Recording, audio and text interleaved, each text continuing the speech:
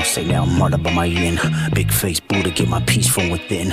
Sending kites to all my dirties in the pen. Let the honorary walk for the win, for the win. You crash out, then you better break the backboard. I got friends hoping that they make the tabloids. You know the last one figure, he was Magneto. You play God, you gon' get what you asked for. We got the same 24, what you mad for? I put a square on his back like I'm Jack Dorsey. It's high beams if I make a public appearance. Go back to hiding cause I'm not too friendly with niggas. 1,000, 1,004. The black Noah, I just strangled me a goat. I walked in with a therapeutic flow. Put a few hundred up, let him go, let him go. Hey now, say you're an all-star. Get your game on, say go play. Hey now, say you're a rock star. Get the show on, get paid. Hey now, say now, mother by my yin. Big face Buddha, get my peace from Holy shooting stars, hey now, say now. break the mold. Hey now, say now. Hey now, say now, I done slid on a back street. Heavy on the Parmesan, everyday tax season. What the fuck you wearing, bro? It's tacky. Niggas laying on their deathbed trying to match me. Oh my god, I'm about to do the fool. They be screaming out Pete, but they resume is boof. Switch both lanes, the engine sound like the zoo. Need a fee just to breathe, bitch, I can't talk to you. It's the Ben Frank murderer, Mr. I ain't heard of ya. Bar strings back to back, flying through the turbulence. Who is he? Free lunch, craft services. Throw your ass out this rental if I smell nervousness. Hey now, say now, let me pop my shit. Water down my wrist, I'm around my bitch. It's a green light, don't get out of bounds, I'm a blitz. It's a bird, it's a plane, no, it's all blue strip. Yo, what's going on? What's going on? Yo, yo, yo, what's up? What's up? He finally edited the thumbnail. Shut the fuck up, dog. I just did that shit too. I said, damn, bro, I need a new thumbnail. What's going on? What's going on? How y'all feeling, man? I know I'm a little late, but hey, better late than never, right?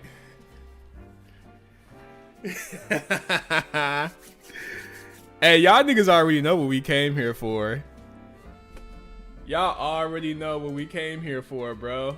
Someone told me that that sweaty ass Japanese nigga over there in Japan, he sunk the One Piece. Like literally, he sunk the secrets to the One Piece in the ocean.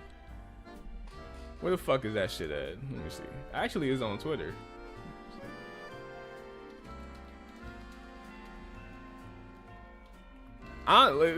You said Black Clover is the best? Nah, don't come over here with that. Niggas ain't talk about Black Clover since ever. Like, let's not do that now. I'm gonna just find this shit on Twitter. Cause it's been on Twitter all day. Like, people have been making a big ass deal about this, and it's like, do we really care? Like they really trying to make the One Piece into this like monumental thing, like something that everyone's supposed to care about. And it's like, nigga, I mean, I don't give a fuck about it. I don't give a shit about where he puts the One Piece or even what the One Piece is, because at this point, I mean, I kind of have an idea of what the One Piece is. It's gonna turn out to be some, oh, Luffy was actually the One Piece the entire time or whatever the fuck. Commodore with the 2, watch Scissor 7. Is that a video or is that a show? Cause I don't know if I'm watching the show. Kishimoto could never, not gonna lie. Bro, Kishimoto got niggas running around with Naruto headbands and shit, doing Rasengan, Shidori. When the fuck the last time you seen anybody in public talking about some gum pistol? Or who the fuck the last time you seen a nigga outside with a straw hat, bro? Like, let's be serious. The last time you seen motherfuckers talking about a red rocket, like what? A gum pistol, gear? Get the fuck, like, no, stop it, bro. Me? Yeah, whatever. You the only nigga doing that shit. You the only nigga. We not even finna argue we not even finna argue what's more impactful between Naruto and One Piece, because it's just embarrassing. Like, it's gonna turn out embarrassing for One Piece. Anyone who really thinks that One Piece is more impactful than Naruto, or shit, even Bleach, you're high, you're smoking crack, go get help. One Piece is not that impactful, yo. It's not. It's not. It's benefiting off the fact that there's nothing out right now, because at the time when Bleach and Naruto were out, no one gave a fuck about One Piece. It was literally an afterthought. It was like the most least watched of the big three ever. No one cared about it until Naruto ended and Bleach ended. This dude. Wait. Red Rocket, Red Pistol. I don't fucking know what his moves are called, but that's the point. I don't like, who the fuck is out here trying to do Gear 3, my nigga? Like, come on now, no. I forgot to show y'all some. I mean, there is some impact that One Piece has, and it's the impact I've never shown to y'all because I just never got to it. Look at this weird ass community, bro. Look what these niggas is doing, bro. See, at first the My Hero fans was fucking wildin', but the One Piece fans just said, nah, nigga, hold my beer. Watch this shit. You got this doofy ass nigga at some convention just making a complete ass of himself. Look at this shit. This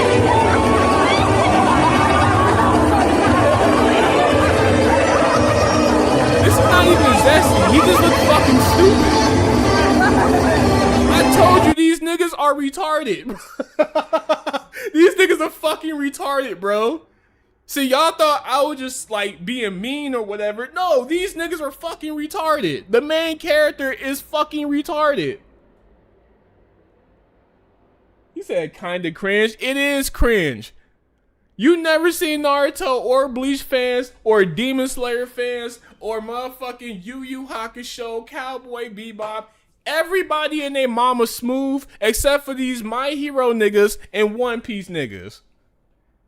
Dragon Ball dudes, they chill too. They be acting thirsty sometimes, but I mean, Dragon Ball fans is kind of chill, but One Piece and My Hero Academia fans, oh, them niggas are a different breed. Them niggas are slow. Bro, missed my Dono stream just start. Wait, I did? Collins with the 2. I thought Nami's actor was the One Piece. She's fine. Nah, I had to. Bro, she kind of mid now. I'm not even gonna lie. Nami kind of, the live actor of Nami, she kind of mid, bro.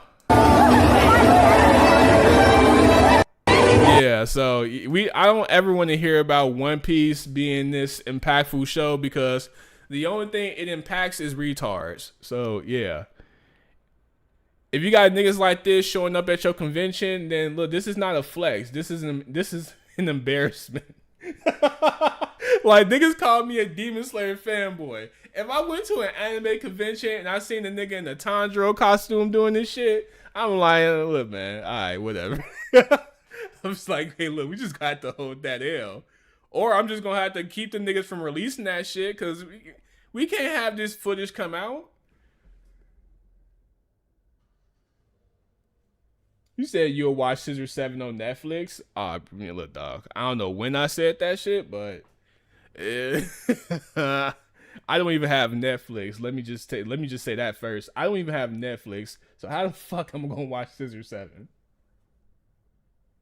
Naruto fans are cringe too. I mean, every fan base has a section where, you know, there's cringy ass fans. Like, I mean, I understand that, but you have some fan bases like the My Heroes and the One Piece fan bases where they're just like mostly cringe.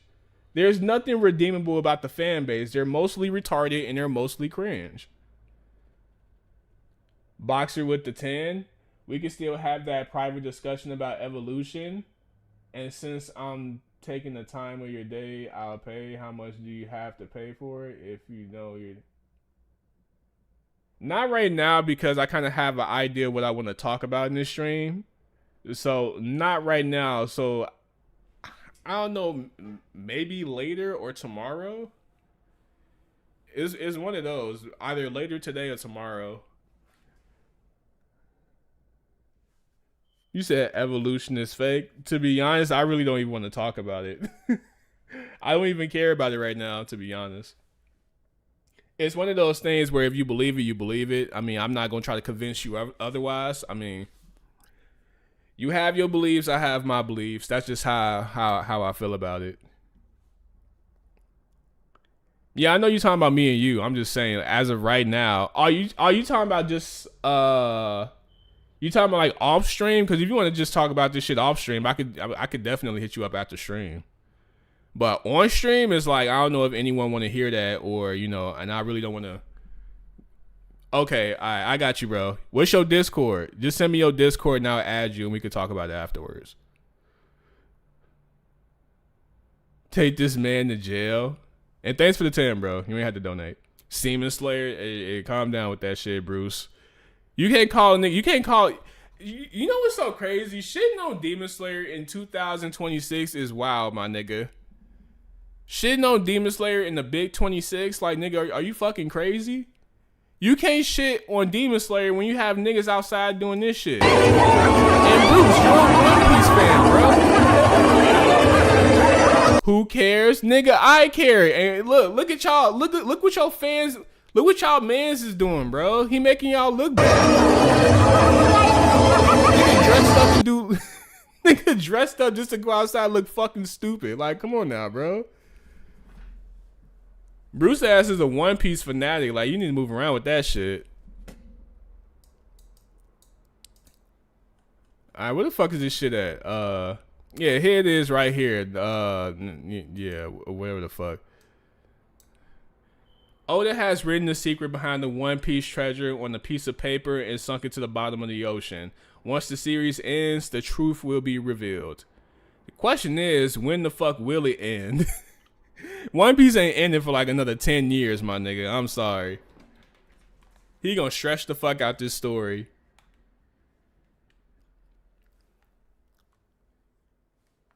You said, I don't give a fuck. You said regular show and Hey Arnold have better storytelling than Frieren? Yeah, that's not saying much though. Is niggas still talking about Frieren?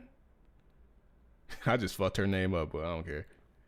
Is niggas out here still talking about Frieren being anime of the year? Because I haven't heard a word or a peep about Frieren ever since season 2 dropped. Yes. Where the fuck is you at? I haven't even heard like Chibi for Neverworld, Giguk. All the people that you will suspect to dick ride that show, they're not even talking about it. Niggas is talking about JJK way more than Frieren. You said nobody talking about season 2? Yeah, because nothing is happening. Just like season 1. Nothing was fucking happening. There's nothing to talk about. It's only so much glazing you can do with that basic ass dialogue of niggas want to live a normal life. It's only so much you could do with that concept. Like, I don't know what the fuck. Yeah. Thoughts on the Higuruma episode? I didn't watch it. I only seen clips of it. It looked good. I mean, it's dope to see that everyone appreciates Higuruma because Higuruma's a good character, you know. I did see some of it though. My man's got memed to death, and that's like one of the reasons why I like Higuruma's character so much. Him and Nanami. You know, the dude with the glasses who did the 9 to 5 who don't want to do overtime and shit. JJK have like a lot of those relatable 9 to 5 characters that everyone can like relate to. Like they do little shit where it's like, oh my god, that's literally me. And Nanami and Higuruma are like two of the like best representation of those things. Cause Higuruma just stressed the fuck out in the courtroom. He just leaned back like, oh my fucking god. That's everybody at any situation in life. Whether you in school, you in the waiting in line for the Pokemon cards, or you fucking at work. It don't matter. What Higuruma did in that courtroom, everyone's doing that. Shit, I do that shit sometimes before I stream. Like, fuck, I gotta stream. Michael B. Jordan win actor award of I don't give a fuck. I still haven't seen Sinners. I still ain't see that fucking movie. You said it depends on what site. Frieren is trash as fuck. I mean, yeah, the sky is blue. The sky is blue, my guy. I mean, that's not saying much. The real question is, why niggas hype that bullshit up in the first place? You played Resident Evil 9 yet? Yeah, I played it. I ain't played too much of it because, to be honest, like I said this before, and this is me coming off of Silent Hill 2 Remake. Like, I just got done beating Silent Hill 2 Remake, and that game is a borderline masterpiece, right? Probably the best horror game I've ever played in my life. And to come from that to cookie cutter ass Resident Evil that kind of regurgitates the same fucking formula every game. It's just kind of like,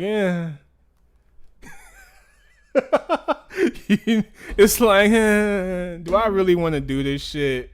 Cause like, there's nothing scary about Resident Evil. It is gonna like they're gonna have some big ass nigga chasing you around some tiny ass area. They're gonna have you walk up to a door. It's gonna be locked, and they're gonna have you searching around for the fucking key while this big ass monster's chasing you. And I just don't fucking care, to be honest. I really don't. I mean, I'm gonna play it again later. I'm not calling it trash or whatever. It just kind of feels. I mean, it just, like I said, it just goes back to where you play shit of higher quality and you go back. It kind of brings you back to earth a little bit on how trash a lot of the shit is out here. Every time I trash Demon Slayer, it hurts Triggy's feelings. I don't give a fuck. I thought you hate Silent Hill 1. No, at first I didn't like Silent Hill 2. I played the original, and the original Silent Hill 2 was ass. I didn't like it. It was boring as fuck. They just had you running around with your head cut off. Wasn't even trying to tell you where to go next. It just wasn't a good experience gameplay wise, and it had tank controls. But Silent Hill 2 Remake, easily, if not the best horror game I've ever played in my life. And like I said, to come from that to fucking shallow ass Resident Evil 9, where the most that'll happen is what? I mean, Grace gets chased around by a big ass monster. You gotta fight this Dr. Eggman looking ass nigga. Then you got Leon doing on his John Wick shit. It's like, alright, do I really want to play this right now? Nah, I'm gonna play Silent Hill F after I beat Resident Evil 9. But so far, I was playing Resident Evil 9 earlier, and the game is it's just cool. No, I'm not saying Resident Evil is bad. It's just cool right now. I'm not that far in the game, so give me some time. But so far, it's just kind of meh. Just kind of meh. It's a lot of goofy shit happening, like, Grace and her mom living in the hotel and there being no security. It's almost like it's only 3 people living in that hotel, and somehow someone is able to just sneak up in there and kill people. I mean, I find that kind of shit weird. I don't know, but maybe that's me just caring too much about storytelling, because once again, I just came from playing Silent Hill 2 Remake, a game that actually cares about storytelling. So yeah, like there's literally a scene where like Leon just sits there and watch a girl get chainsawed, and it's like, Leon, what the fuck are you doing? Why are you just sitting there letting this girl get chainsawed? Like, are we just throwing all continuity out the window for the sake of, oh shit, we need this crazy shit to happen? We need Leon to look fucking cool. And then on top of that, Leon cracked a joke afterwards. And it's like, this is the same shit I didn't like about Resident Evil 4. Nigga, you're supposed to set the tone. You're not supposed to make a joke out of a serious moment. No, I fuck with Leon. Leon is my goat, but he be that little... Oh, is it bingo? Where's everybody going? Like, oh, well, the story of my life. It's like, what the fuck is you talking about? A girl just got chainsawed in front of you, and you just sitting there looking stupid. It's funny. It's funny in a very goofy, unrealistic way. It's like, you cannot be fucking serious. Like, this is not the same Leon that was in Resident Evil 2 or Resident Evil 4, where he was like ultra reactive to shit. Like, he wasn't like letting anyone get hurt if he had a choice. But in RE9, he just sits here and lets a girl get chainsawed. He's just standing there looking at it like, damn, that shit crazy. It's like, okay, we're back to RE6 shit. Okay, whatever. It's part of his character to sit there and watch a girl get chainsawed and not do anything about it. The guy is clearly a zombie. He's clearly a zombie. He's just walking up to this nurse, and Leon knows what affected people look like. He's been through the fucking apocalypse like 3 times. He knows what infected people look like. Shit, he's infected. So to see this affected motherfucker just walk up with a chainsaw and not do anything about it is like, okay, we just taking all the sense of realism out of this game for the sake of shit happening. They bring Wesker. Wait, Wesker? Dog. I already know Ada Wong is not in the game. I don't know why she's not in the game. It makes no sense why she isn't in the game. I've been told that there's 3 different endings, which tells me that Capcom don't know what the fuck they're doing. They're trying to have their cake and eat it too with this whole, oh, we want to kill Leon, but we can't kill Leon because he makes us too much money and it will piss off the fan base. Like I can tell when the nigga's trying to play both sides of the fence.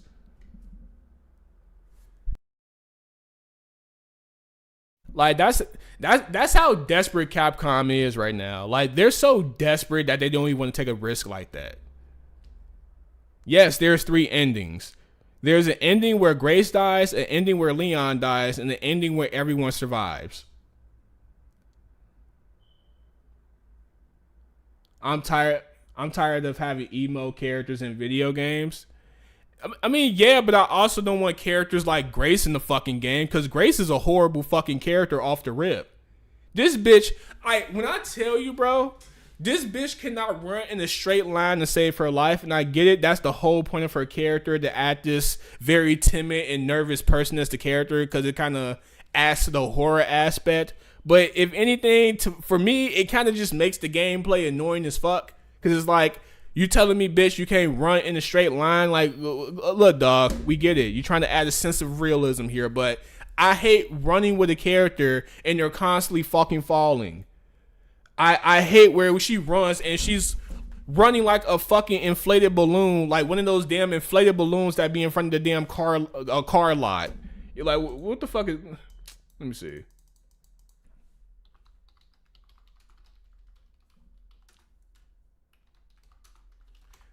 She fucking runs like this. Like, bro, she runs like this the entire fucking game. And it's like, bitch, can you just run in a straight line? Like, I would love to, like, just get the shit I need so I can open the stupid ass door. But she's want to, oh my god, oh, tripping and falling on herself and shit. Like, oh my god, this is crazy. It's like, and then you play as Leon, he running with it, like, he's just running straight like a regular ass person. It's like, thank you. This is the only time I can actually, like, be normal with the fucking character. Low-key, Grace isn't needed in this game. She's not. She's not needed in the game at all. To be honest, Resident Evil 9 is not even needed as a game. Because what the fuck is this new virus? This nigga, this fat-ass Dr. Eggman nigga kidnaps Grace. First and foremost, the police comes to her like, hey, Grace, we need you to go to this hotel. You know, the same place your mom died. We need you to investigate this. Why? Because you're the main character. Even though we know you're a very nervous, antisocial loser who can run in a fucking straight line to save her fucking life. Yeah, we're gonna send you to this place where your mom died. Can you handle this for me? Yeah, because there's no other detective you can send for this mission, right? So they send her to this fucking hotel. Then it's just one security guard out there. Just one security guard, surveillance in the area. It's like, okay, that's dumb. It's just really fucking stupid storytelling. Like I said, I don't know who the fuck they made this game for. They made this for the RE6 niggas. You send some bitch who can't even run in the fucking straight line. You send her to the same place her mom died. And then it's only being guarded by one security guard, my nigga.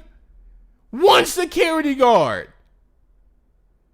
And then the fucking fat ass Dr. Eggman nigga, he kidnaps Grace, walks outside in broad fucking daylight, just starts shooting niggas with needles and shit. Now everyone's turned into zombies. It's like, all right, whatever, dog. Like, what the fuck ever at this point. Like, shit like this just makes me realize, like, man, like, maybe I just need to stop playing, like, trash shit. Like, not calling the game trash. Right now, I'm just calling the story trash, because nothing in the story is making fucking sense right now. The T virus again. Yeah, look, man, look. I'm trying to tell you, Capcom is creatively bankrupt. Capcom don't know what the fuck they doing. They just keep releasing the same game, bro. She runs like she got 2 left feet. Yeah, it's fucking annoying. It's annoying as shit. Like, man, like I said, Silent Hill 2 remake, yeah. It blows that shit out the water already. Silent Hill 2 remake was so fucking good, man. I missed that game. Like when I tell you that game like had me like stuck, like that shit had me stuck. Like I'm like, holy shit, what the fuck?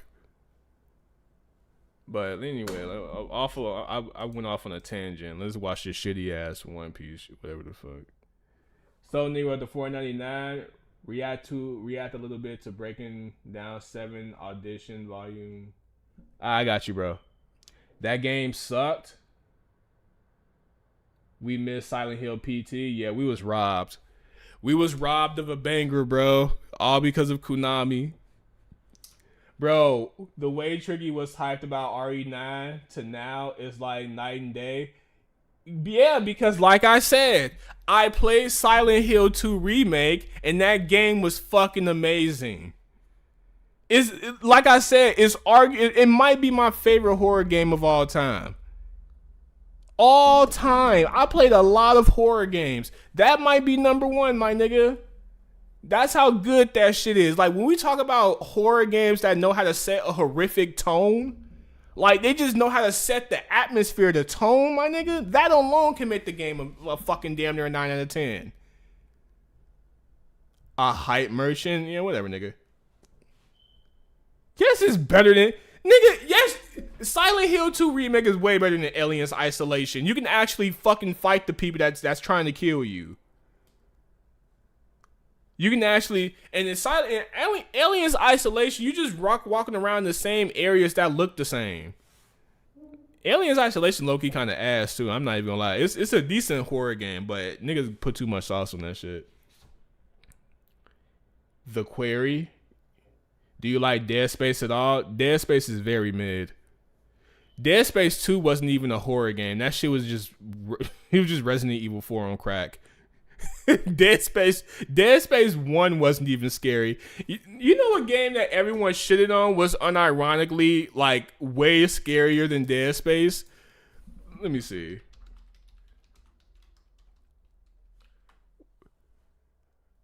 Callisto Protocol.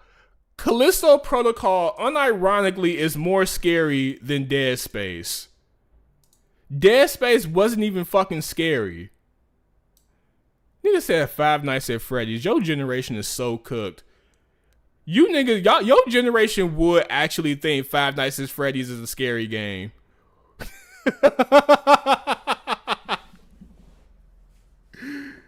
It's boring too. You gotta go to American Deli Meal. What are you talking about? Mildred with the 5. Grace only runs like that when a big creature chases her. What is the problem though? Is that she runs real damn slow. I mean, yeah, and she trips too much. I think the rate in which she keeps falling is annoying as fuck. It happens a little too much. Like, I don't mind characters being startled and, you know, kind of being shaken up and running and falling. I don't mind that. It's just that it keeps happening for some reason.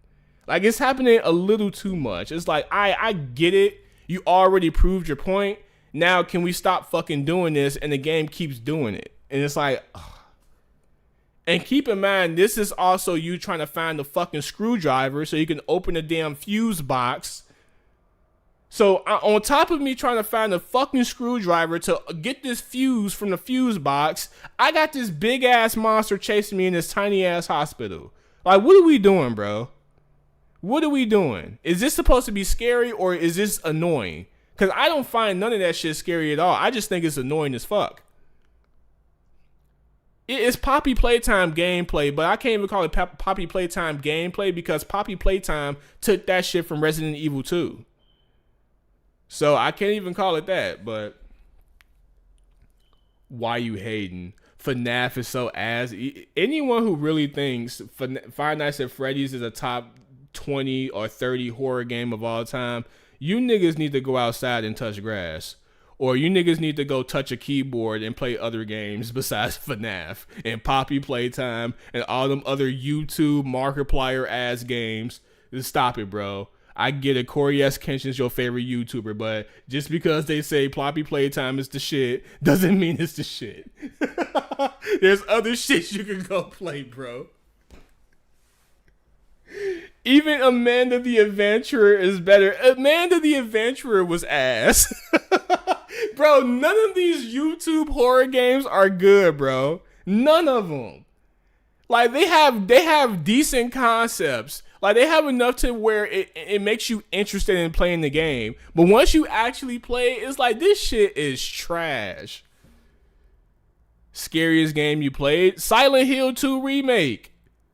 I'm not fucking lying. That game, like, when we talk about horror games that know how to set a horrific tone, the number one thing you want to achieve when creating a horror game is to achieve a horrific tone. The tone is the number one thing that you want to set. FNAF? No, why you keep bringing up Five Nights at Freddy's? That shit is not scary, bro. When the only thing about your game that's scary is the jump scares, and your game is not scary. And the jump scares aren't even scary. Amanda gonna slime you. Amanda the Adventurer had a trash ass ending too.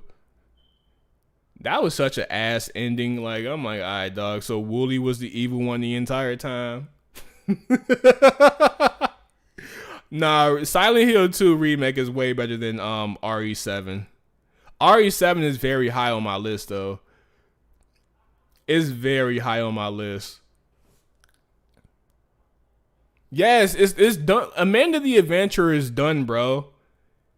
They came out with the third game. Now it's the final game.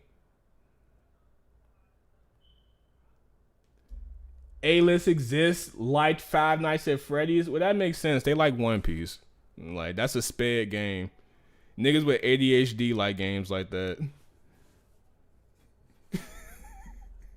I'm not playing no fucking Five Nights at Freddy's. No. Capcom needs a... I was supposed to be talking about One Piece. I'm over here talking about horror games and shit, but... Yeah, no. Silent Hill 2 Remake, Resident Evil 7... It's some this game called Condemned. Condemned is a good game too. It's on the Xbox 360.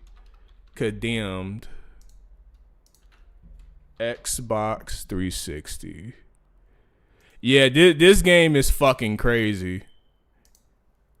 Well, let me see. Yeah, this is a good game too. This is a good game too. Oh shit. Yeah, this right here. What's this about One Piece? So yeah, Oda sweaty ass, and he pretty much wrote the secrets to the One Piece and sunk it at the bottom of the ocean. Now, who the fuck is going to actually go out here and get this shit? I don't know. If someone was to actually go get it, which I think 9 times out of 10 is going to be someone like Mr. Beast or some shit. It's going to be some rich motherfucker who's trying to get clout points.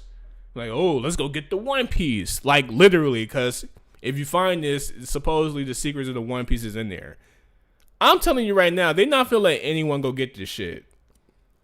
They're not finna let anyone go get this shit. They didn't even sink that shit down that low. That shit's not lower than the Titanic, my nigga. It's copyrighted. Look. What is the One Piece?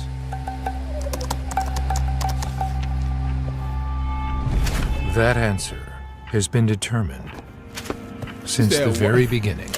Why the fuck did Oda do that? Simple. Because of money. Wake Girl the Sky with the 199. Watch Terminator 2 bar scene. I got you, bro. Terminator 2 is a good movie too, by the way. The One Piece is friendship. Nah, it's Luffy. God damn. There's no fucking way this nigga has ever seen his wife or kid in like almost a year and a half. You can't have a room like this and like go see your wife on a daily basis. Yeah, I played Resident Evil 9. It's kind of mid so far. I literally just got done talking about it. Dirty ass room. Yeah, it's too much shit in this room, bro. Too much shit. Also, he did like a recent Q&A, and he said that all the characters in Elbaf are not wearing underwear. Yeah. So yeah, Oda's a gooner. He said, "Why you asking me that question? Can you just let a guy imagine, bro?" I'm dead ass. I saved it too. We gonna look at it, but yeah, this is this room is fucked up. The secret never written down. Kept in the mind of creator Eiichiro Oda.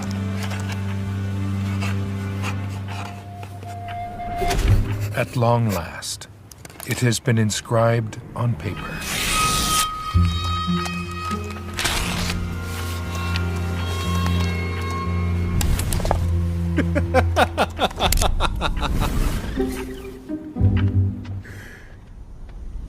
Yo, it's just funny how it's just funny how hard they're trying to make people care about this shit. Like, recently it came out that One Piece surpassed Superman in comic book sales. It's like, okay, so what? Who cares? Like, One Piece can pass the Bible in sales, and no one is gonna give a fuck. That doesn't mean One Piece is more impactful than the Bible. That doesn't mean that One Piece is more impactful than Superman or Batman or Naruto or Bleach or Dragon Ball or even Demon Slayer for that matter. Like, what the fuck? Like, I hate that they're trying so hard to make people care about this shitty ass show. Y'all keep talking about a smoke alarm that's not even in my house. I have no control over that shit.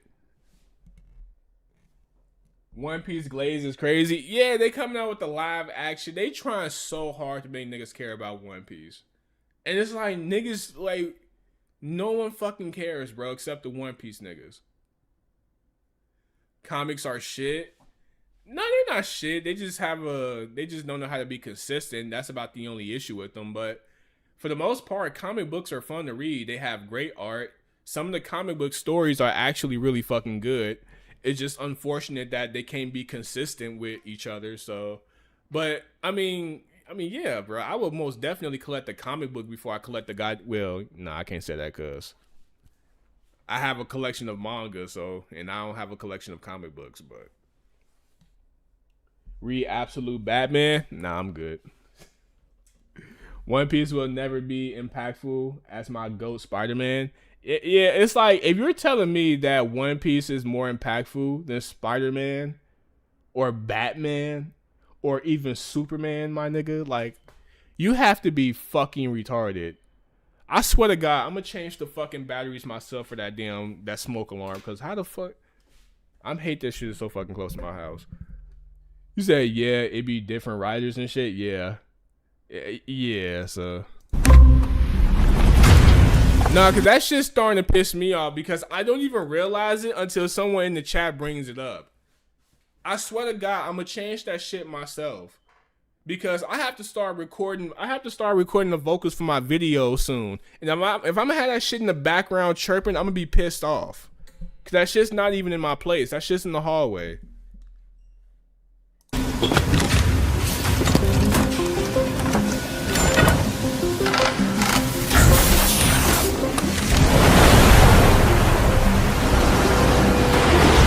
Niggas ain't got a fucking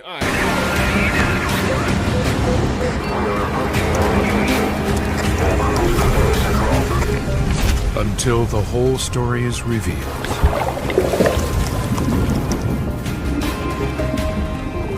The truth will rest far beyond anyone's reach.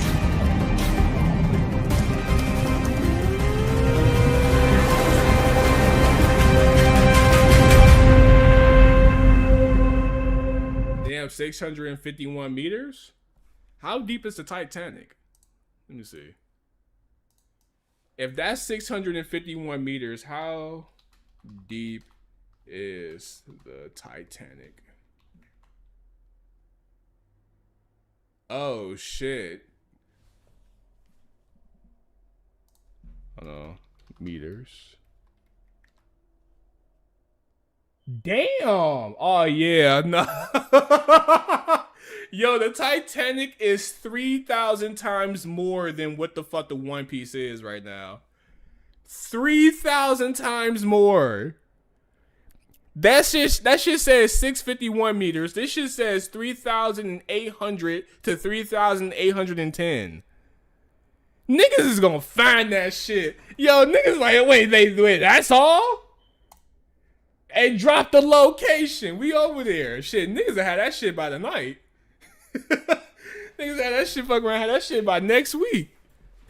That shit ain't far at all compared to the Titanic. Shit. But the pressure is too intense for that. Bro, if niggas was able to go see the fucking Titanic, niggas can go get that bum ass One Piece. What are you talking about? Like, what are we talking about? The niggas who blew up in that damn fucking submarine shit, they could have went and got this damn One Piece. You said some billionaires will recreate Ocean Gate trying to get that shit, and they will succeed because we have the materials to go that deep. Going down 650 meters versus 3,800 meters is two different worlds. Two different worlds, bro. Like, come on now.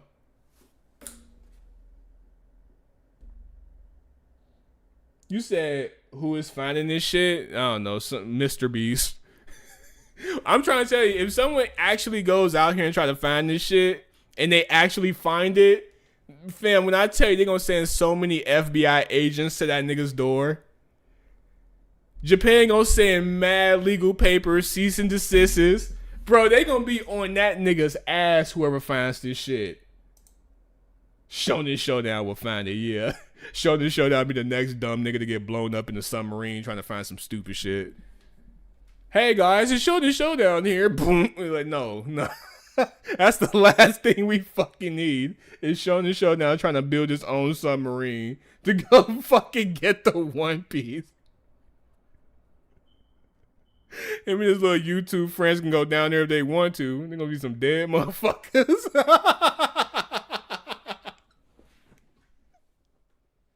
He said he is polluting the ocean. Yeah, he polluting the ocean with shit. With shitty writing. At the bottom of the ocean.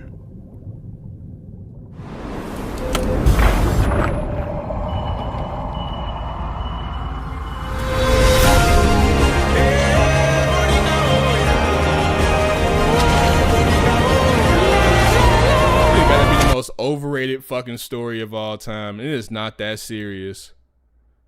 You know, Oda really said, you want the ending? You can have it. I left everything gathered in one piece. Now you just have to find it. Yeah, yeah, Mr. Beast is about to drop the craziest video. Fam, they gonna sue the fuck out of Mr. Beast. No one is getting near this shit, bro. No one is getting near this. And Mr. Beast is doing it. I guarantee you he's gonna make the video. It's going to happen. It's going to happen, bro. 650 meters is not that deep. You said you were just glazing Oda 5 minutes ago, little bro. When the fuck was I doing that? I wasn't glazing Oda, motherfucker. James Cameron. I have to yeah, shut the yeah, James Cameron better not go nowhere near that. That's almost disrespectful to even assume that James Cameron even knows what One Piece is. Like, don't associate James Cameron with shitty ass Oda and his shitty ass manga. Like, please don't do that. Avatar and Titanic alone blows out anything in fucking One Piece. Like, let's be serious now. Let's be fucking serious. What if the One Piece was a pile of shit? You know what's funny? Niggas will go down and get that shit and crack it open just to see what it is, and they'll just be Oda writing some shit like, haha, gotcha.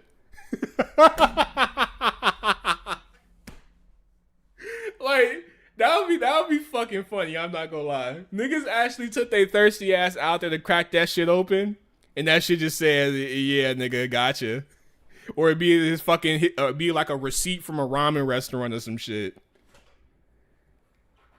It'd be a 7-Eleven receipt with fucking like ramen noodles and fucking baby diapers and shit. It's like, the fuck is this? Yes, the Titanic and Avatar are better shows or movies or better mediums than fucking One Piece. Like, let's be serious now. Like I said, to even put James Cameron in the same breath as Oda in One Piece is insulting to James Cameron.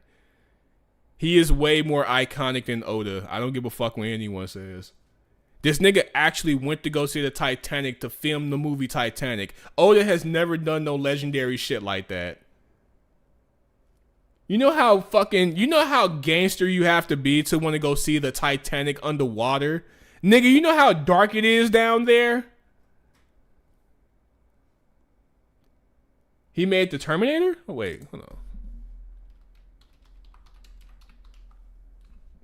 Wait a second. He made the Terminator? I know he made Avatar. What the fuck movies he made? I didn't know that. Hey, keep James Cameron's name out of y'all fucking mouth, One Piece fans. No, we not doing that. We not doing that, bro. He made Aliens too? Oh, you motherfucker. I didn't know he made Aliens. I just knew about Titanic and Avatar, but I didn't know he was this fucking nice. Sensitive boy. One Piece fans still talking shit. They better not be saying anything about James Cameron. They better not even utter that nigga's name. Like seriously. Talking about James Cameron, I have the fucking project for you. No. James Cameron better not go nowhere near that shit. Terminator 2 is my shit now. Yeah, it's a tough movie. We heard you cry. When the fuck did I cry? Y'all just coming up with random shit. You said he might be the GOAT. I don't know, bro. I'm not really that deep into movies. So I really don't know directors and shit by name. I don't know what their projects are. I really don't know that kind of shit until I actually look it up. Like, I didn't know he was behind Aliens and Terminator. I had no idea. I'm like, damn, so he's just been that nigga for like the majority of his life. This nigga made Aliens a cultural icon. Like, when we talk about cultural icons, my nigga, Alien and Terminator 1 and 2, it's like, bro, you're already a legend. On top of that, you went and made the Titanic. And you went to go see the actual fucking Titanic to make the movie. Like, what the fuck? This nigga's an alien, bro.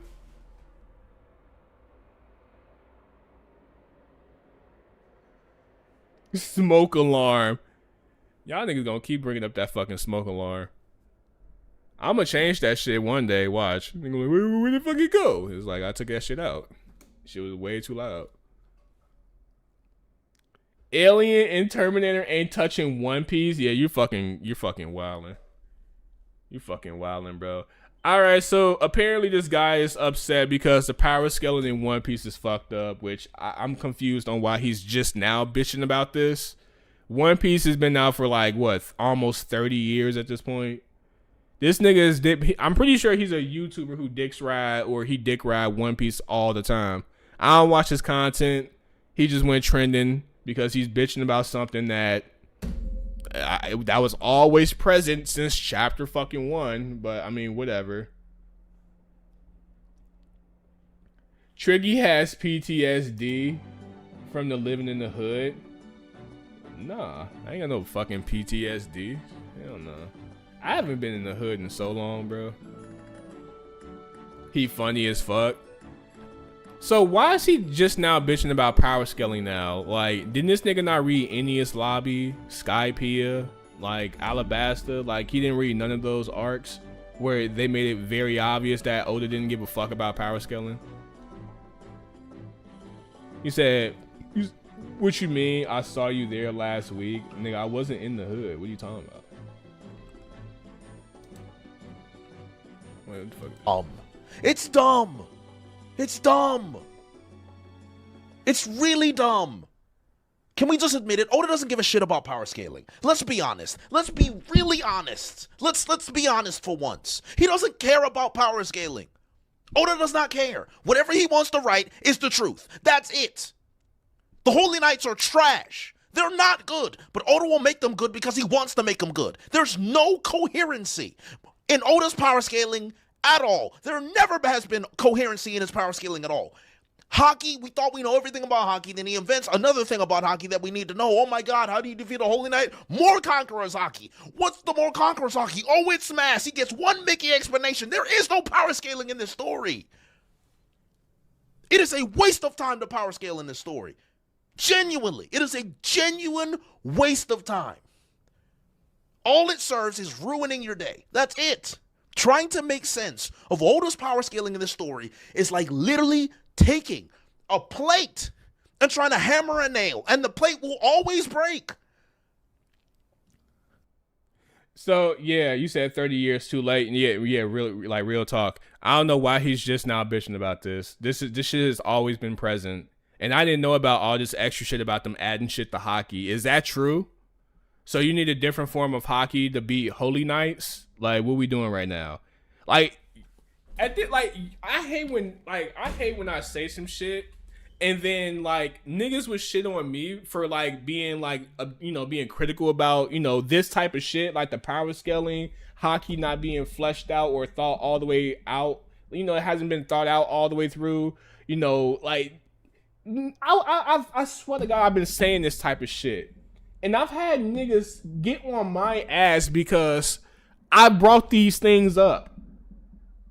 And now, 30 years when this shit is almost finna end, now all of a sudden, the power scaling is horrible. It's like, no shit, it was always horrible.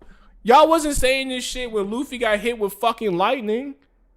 Y'all was cool with that dumbass explanation Oda gave y'all. Oh, he's made of rubber. Here comes the smart guy in the room. What kind of rubber is Luffy made out of? What the fuck? Bro, why you thinking too much into it, bro? Shut the fuck up. It's fiction, bro. Just roll with it.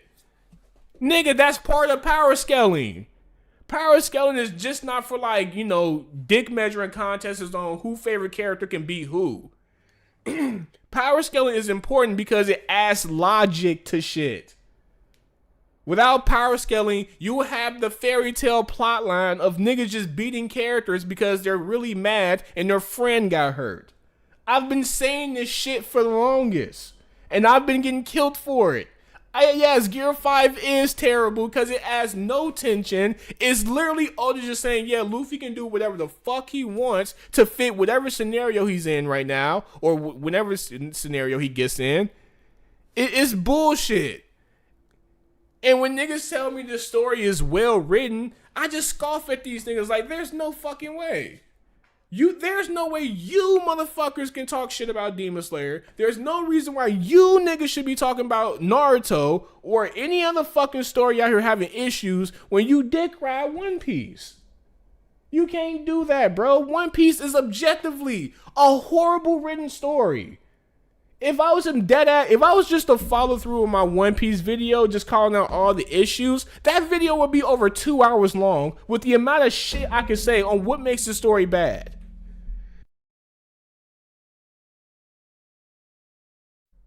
Attack on Titan over One Piece? No shit. That's not even saying much. This ghetto guy talking mad shit. Who's the ghetto guy? Once I revert to an egg, I must bury myself underground for 3 years. There my form matures. What the fuck? Nami is hot. It took this nigga... Come on, my nigga. Back-to-back beeps. Like, come on. All right, bro. I have to change that shit. You said it just conquers hockey to beat the Holy Knights. He just said they added some new shit to hockey. Someone in the chat just said, yeah, they added new shit to hockey to where you have to beat them now. Basically, you just keep adding shit to hockey. So hockey's not even like a definitive power system. It's just a power system that keeps evolving whenever it's convenient for Oda. You said Oda just be throwing shit at a wall? Yeah, he's been doing that since pre-time skip. At first pre-time skip, when he made the Logias way too OP, that's when he introduced hockey. And hockey just fucked everything up. Literally just fucked everything up. Like, I kind of appreciated that he did go out of his way to find something that can, like, not make the Logias too overpowered. But at the same time, like, by trying to fix one mistake, you created, like, 1,000 other mistakes. Ghetto guy is racist, not gonna lie. I'm the ghetto guy now. He said, yeah, whatever. He said Luffy is probably a fictional type of rubber. His body probably has all the properties of rubber with the density of a regular human body. Bro, my point is that I had niggas telling me, how could Tanjiro do thunder breathing? When all Tanjiro did was bent his fucking knees, but then at the same time, these niggas is not questioning how Luffy can survive, lightning despite him being rubber. And when I say what type of rubber it is, no one wants to answer that question. They just want to say I'm thinking too deep into it.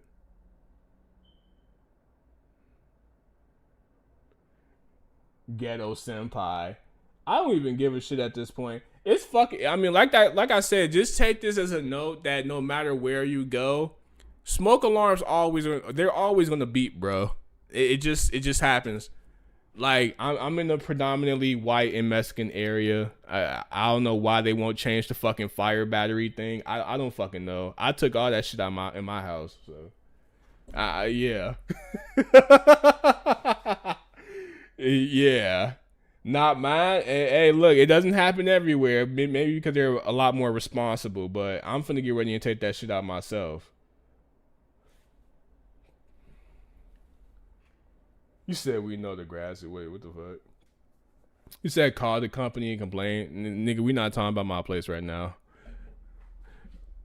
Yeah, but yeah, anyway, like, it's look, so dog, dumb. I don't know why One Piece fans It's are just dumb. not bitching about this. It's This dumb. is a fucking nothing burger, bro. This is a nothing burger, and some of these niggas just trying to pretend like power scaling is not a big deal. It's only used to have dick measuring contests on who character can beat who. It's not for that purpose at all. Power scaling adds structure to the story. It forces the story to be consistent. When the story has no consistency and it's just shit happening for the sake of, oh, the author feels this way, then what you have is a story that's incoherent. I don't know why I keep saying incoherent. It's incoherent. Yeah, you have a story that's incoherent. And that's, in my book, that doesn't classify as a well-written story at all. Like, no.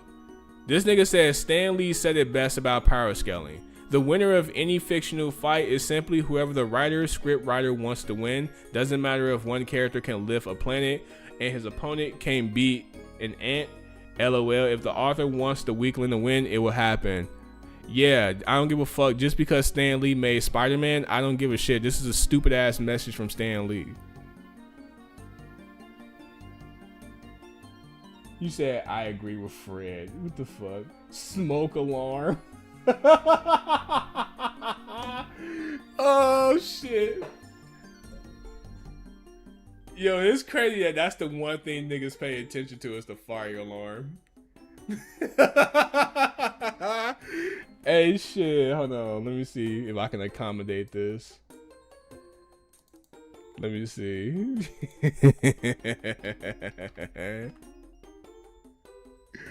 Nah, let me see. What the fuck this shit is? Well, let me see. Damn, I ain't got it. You said, did you see Scream 7? No. I heard it was a really bad movie. I heard it was really bad. I said, bro, who the fuck I'm surprised that they came out with 7 of them shits. Shit, I thought 3 was too much. Cause Scream 3 really wasn't about shit. It's just this nigga running around in the mask. They even killed that nigga Dewey like 300 times. Like, bro, it was so confusing at one point because in Scream 2, they killed the cop dude Doey.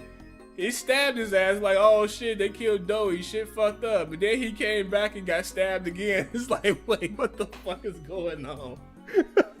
They just kept bringing back the same nigga so he can get stabbed again. New scary movie release? Yeah, I don't care about scary movie. That shit gonna be cringe as fuck. Yeah, this shit gonna be cringe as fuck. Let's get to reactions. Y'all niggas don't care about no damn One Piece. Y'all niggas just come here for reactions at this point. I don't hear any alarm. These people are fucking with you. Nah, you can hear it if you're listening really hard. See, these thirsty niggas, this is why I won't ever get on face cam ever again, because niggas like that they don't listen to what you're saying. They just focus on everything in the background. You know, they focus on the sounds and the chirps and shit. They focus on, oh, what you have in the back. That's what they focus on. They don't care about what the fuck is actually going on in the stream. Use a green screen. I'm not using shit. I'm not finna have you niggas looking all in my face talking about, oh, he look what he got on his t-shirt. No, fuck off. Fuck off, no. Hell nah. I seen what y'all niggas do to low tier God. I seen what I did to call. I'm not doing that shit, bro. Cause I'm a victim of that shit too. Like I do that shit too, where like when niggas have webcams, I look all in their house and shit. Like, I mean, it's just very evasive. Like, no, I did that shit one time, never again. You don't got waves? Whatever. If you don't think I have waves, I don't have waves. It's up to you, dog. I don't give a shit. Speaking of my Pokemon cards, would y'all like an update on that before I watch Chibi or somebody? Let me see. What the fuck is Chibi talking about? Y'all want an update on my Pokemon collection? I can tell y'all what's going on in these Pokemon streets. A Homes? Yeah, this is the A Home segment. Nigga said, yeah, I guess. Yeah, so apparently, look, I'm gonna tell y'all right now, 90% of the people who are investing heavily into Pokemon are in severe credit card debt. It's a lot of niggas in severe credit card debt. I'm talking about like $50 to maybe $100,000 in credit card debt. Cause have you ever seen like, you know, the scalpers that just go to these stores and just buy out everything, right? You think to yourself, damn, he must got a lot of fucking money. No, they're using credit cards. A lot of these people at these, you know, Pokemon vendors and shit, you know, they're charging $300 for a ETB, a booster pack. You're like, oh damn, how did they get their hands on it? They must have a lot of money. No, it's credit cards. You know, like the card shops, credit cards. 90% of people who fully invest in Pokemon are in severe credit card debt. This is why they make such a big fucking deal about, you know, getting these Pokemon cards on retail prices or at the little Pokemon vending machines, because it's so much money just to buy one ETB if you're not relying on retail. Like right now, just to get an Ascended Heroes is $100. Last time I checked, it was $100. Retail price is $50. So, yeah. I'll just use cash then. No, but see, that's no. Obviously, the smart thing would be to use cash because you don't want to have to owe anything back. But these niggas who are just buying all these Pokemon products, like, it's one thing to invest and get some shit here and there. You know, that way you ain't got to worry about going into debt because you're just buying shit because you can afford it. If you're heavily relying on credit cards to buy shit, then that just means you never had it to begin with. Like, no, let me see. And there's already stories about people, you know, being in severe credit card debt trying to invest in Pokemon and they're not making a return. Because newsflash for people who are trying to get into this, if you are going to get into it, you have to realize that it's one thing to collect. Wait, excuse me? No fucking way that shit. Wait, huh? Nah, they're not that expensive. Yeah, this shit's lying right here. See, they say it's $289 right now. It's not that expensive because on eBay it's like maybe $125 right now. Unc invest in comics too? Nah, because no one's really checking for comic books right now. Unless you get, if you got, I mean, at this point in comic books, you have to have like the really good shit. You know, you really have to have the really good shit. But yeah, it's a lot of stories of people being in severe credit card debt collecting Pokemon cards, and it's really sad out there, and yeah, niggas is. It's just, look, like I said, it's one thing to buy all that product, but you have to remember you have to sell that shit, and you also have to keep in mind that everyone is selling it at the same price as you. So how are you gonna stick out if everyone else is doing the exact same thing as you? That's what people don't take into account when they're buying all these Pokemon products. Like, yeah. Look, dog, like I said, I didn't know that shit at first, but yeah, a lot of niggas out here with these Pokemon cards are broke as shit. Broke as shit. Let me see. 7. Oh yeah, that's right. One Piece did come out with a live action trailer.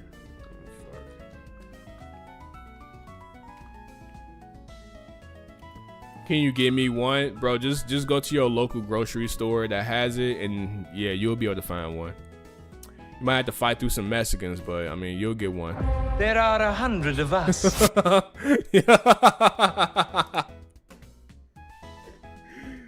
You said, what about old mangas? Mangas are not profitable unless it's like a collector's edition or not like a special edition or some shit. Like it was autographed by the creator himself. If it's not some shit like that, then you're not gonna make no profit off of that, bro. Like the reason why Pokemon cards are so profitable is because one, they're hard to buy because all the scalpers keep buying them out. So that kind of raises the value because, I mean, if you can't get it at retail, what other place can you buy it at? The scalpers. So the scalper is going to create their own value, which is going to probably be, you know, whatever they want it to be. Especially if the set has a specific card that everyone wants.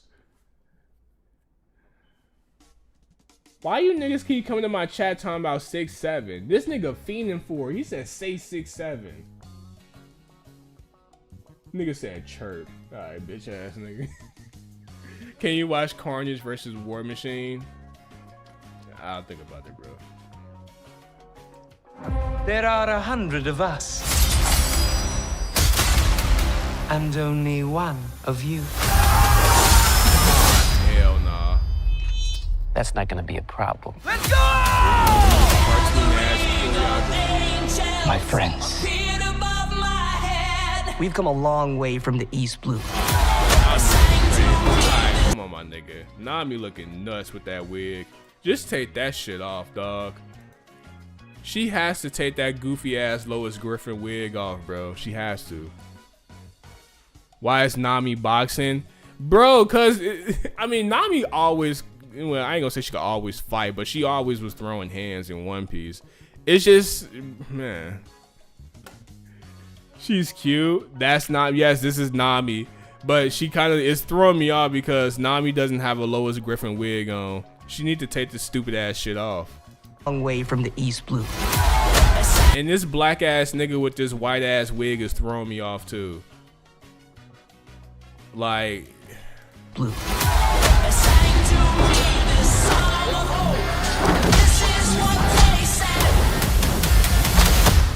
Now let's find out what the Grand Line has in store for us. Let's party.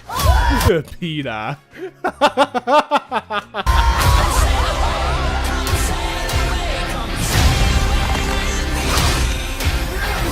Monkey D. Luffy.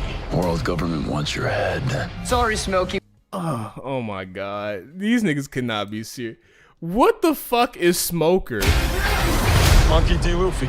World government wants your head. Okay, bro.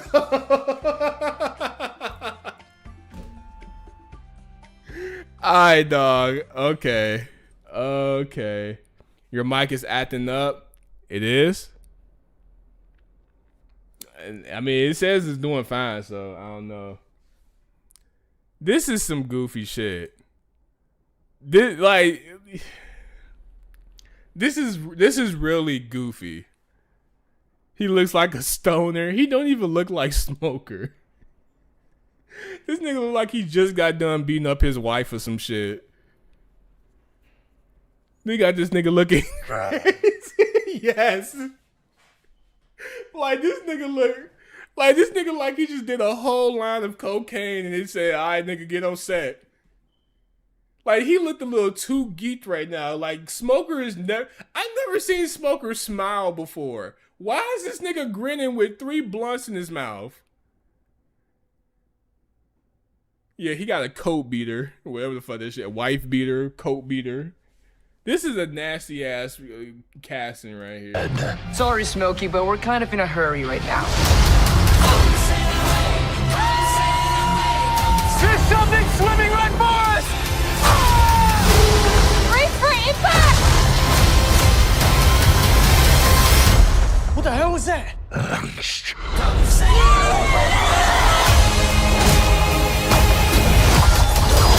He looks too young. Yeah, that too. This shit, look, man, I don't know. This guy is some real lame ass shit. We're about to begin!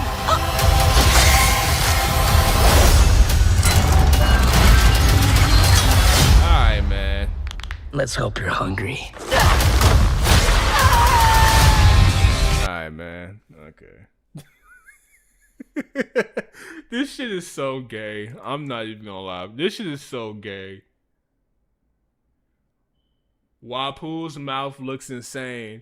I was really wondering how they'd make it expand, but the fact that the metal gave them a really cool way to do it. Honestly, the people who make the trailers are insanely good at their jobs. Season 1 trailer was incredible. Jesus Christ. This shit looks awkward as fuck. It looks gay.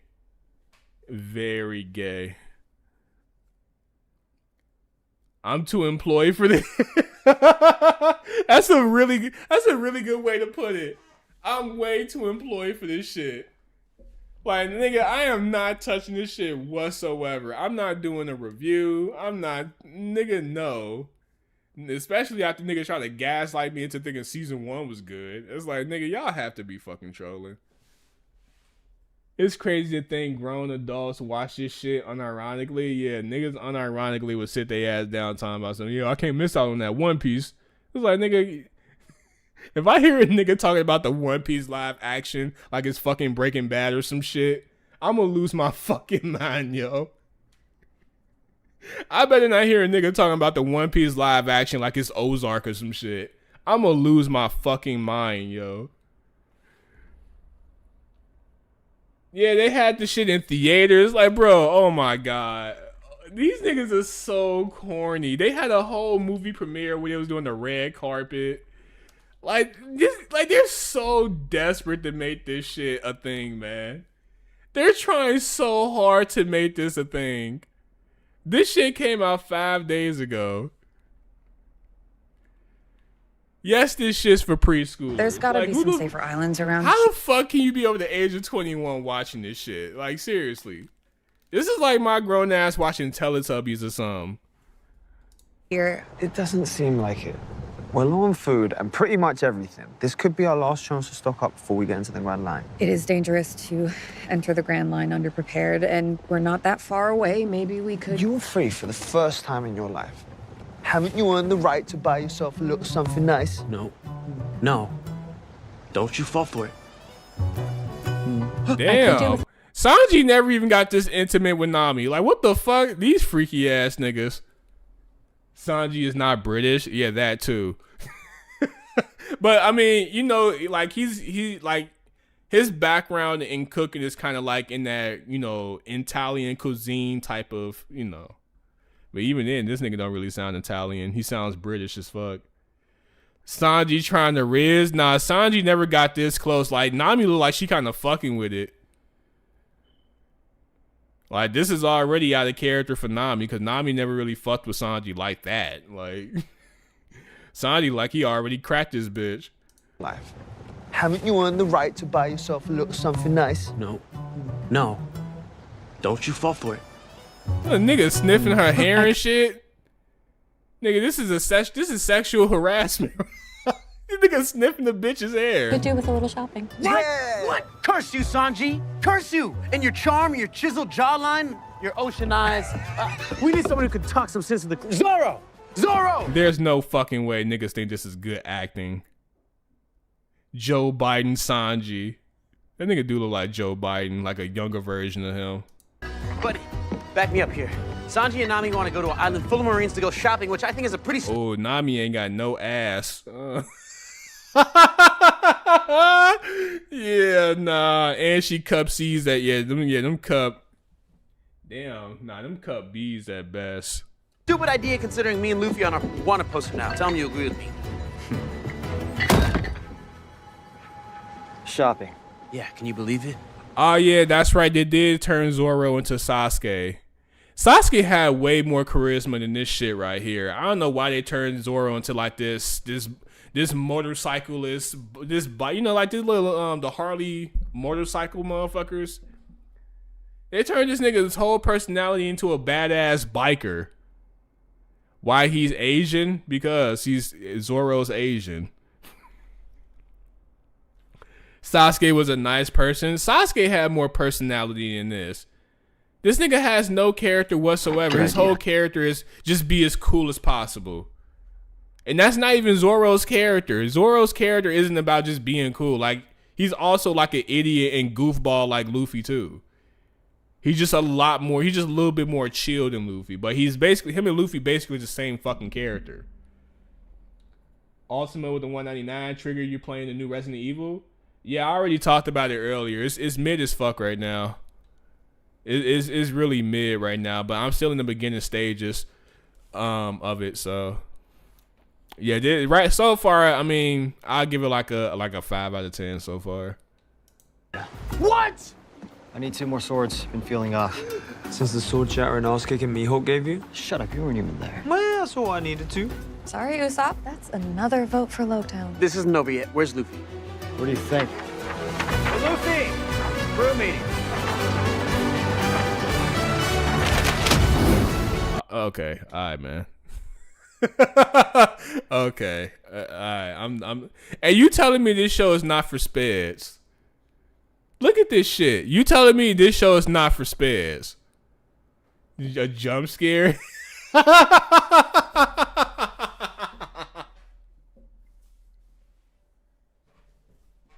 He don't really look like Luffy. And Oda didn't give a, he's like, oh, close enough. He didn't give a fuck, bro. He said, I don't like the Luffy actor. Yeah, this nigga's annoying as shit. He's nothing like Luffy either. I feel like they just took the main personalities of all the characters and just like turned the sliders all the way up on that shit. Like Luffy's he's basically a retard. Like he's a special ed kid on an adventure. They just turned it all the way up on that. Like they really took all the common sense out his fucking character here. Zoro, they made him way too cool. Sanji, they made him like too logical almost. Cause Sanji's not logical. He's a simp and shit, so he doesn't really know how to think straight. You said Luffy was always retarded. No, that's my point. They took one aspect of each character and they amplified it. Like with Luffy, yeah, he was dumb, but like it's moments where Luffy's not dumb. You know what I'm saying? Like he's dumb, but he's aware. This nigga's just dumb. He's not aware of anything. He just, oh, I'm on an adventure. Like that's his whole fucking character in the first season. And that's his character now. Look at this nigga. He look goofy as fuck. It's called flenderization. Yeah, like Nami, Nami is not even a gold digger, bro. They took that whole shit from her character. She's not even a gold digger in the live action. She just like, oh, okay, I'm just here. Yo, I'm in this bitch. Like, yo, what's up? What's poppin'? Sanji is way too logical around women. Usually he'd just be like saying stupid shit because he's around Nami. No, he's way too logical. Like he probably could have bagged Nami by now with the way his actor is acting. Zoro's way too cool. Fucking Usopp is just a token black guy. Let's be honest here. He's just a token black guy on the Straw Hats. Actually, nah, I seen better shit from Nick Jr. Nigga said Nick Jr. Coming! Like, look at this fit, my nigga. This is a grown-ass man wearing this fit. Like, what kind of fit is this? This nigga's wearing capris with a little-ass monkey vest with a fucking straw hat. You know he got this fucking straw hat from Goodwill. What the fuck is this fit, bro? This nigga's like in his 20s doing this shit. That's not Luffy. It's not. That's Luffy. That's not Luffy. That's Luffy, nigga. This is a grown-ass man who think he's still a little kid. This is not no fucking Luffy. Homeless Mexican. I don't know who this fuck. I don't know what this nigga is. Hey. Yeah, Doofy. That's his name, Doofy, because he looked doofy as fuck. This doofy ass outfit. Luffy. I've always respected your position as captain on this crew, and now's the time for you to step up and put your foot down with these hooligans, otherwise we're gonna get killed. What do you mean? We need to make a stop. Usopp is not even acting like Usopp. Jesus fucking Christ. All right, man. But we're going to the Grand Line so that I can find... Someone said deport Luffy. Yeah, like instead of having Smoker in the world government, have like the actual ICE agents come fight these motherfuckers. Motherfuckers that have a motherfucking a U.S. Army ICE ship. You know, nuke the fuck out that little bum ass going. The One Piece and become king of the pirates. And we want to get there too, Luffy, but we need to stop in Logtown to get some things first. What's in Logtown? Death! I don't want that. I need new swords. Good. My nigga, what are those? Yo, what is these shoes they got on? The fuck are those? Why Usopp look fucking nuts? I'm not like, this is unexcusable. Zoro, he's fine. Like that look like some shit you would wear at the gym. Sanji's fine. Nami's fine. Nigga, what is going on with man? This is a nasty fit. What the fuck is going on with Luffy and Usopp's fit, my nigga? Nigga, these are not even Skechers. Like, this is like some cat in the hat shit they wearing. Like, fucking thing one, thing two. Like, this is like some shit they don't have on. Like, what the fuck is this? And that vest is way too little, my nigga. I will let Luffy fit slide if the vest was just a little longer. Nigga damn near wearing the belly top at this point. Like, where's Luffy's sandals? I forgot all about that shit. That could help with the debt. And yeah, they could get that nigga some Nike flip-flops or some Nike slides. Food for the journey ahead. Even better. And it's also the place where Gold Roger was executed. The place where the King of the Pirates was born and died. Where the legend of the One Piece was born. Why the fuck they so close up to their face? Yo. Why the fuck is the camera so close up to their face, yo? What is this, acting? This is shitty acting, bro. Yo, you can see the makeup on these niggas' skin, bro. You want to see it, don't you? It's like, y'all need the whole, y'all need You to know like, I do. zoom out some with these fucking close-ups, man. And you thought we were gonna skip Logtown. This is, yeah, nah, man. You a special type of nigga if you watch this shit, man. You's a special type of nigga if you watch this. It's already been outed that niggas is being paid to say nice things about it, so it's being botted. A lot of those streams gonna be botted when it come out. Ain't none of that shit gonna be authentic. Live action anime don't work. Nah, you seen the Yu Yu Hakusho live action? That shit was kind of tough. That shit was kind of tough. Yu Yu Hakusho's live action was actually pretty good. I'm not even gonna lie. What the fuck? Damn, they ain't come out with another one either. Let me see. 稽古開せ。彼に勝て。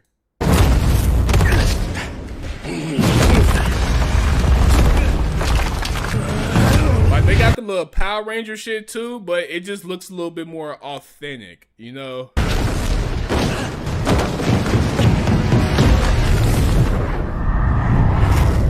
Yeah, he did too much with that fucking jump.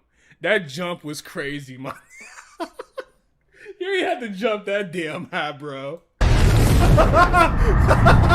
Yeah, no, you have to relax, my G. Nigga talking about Dora.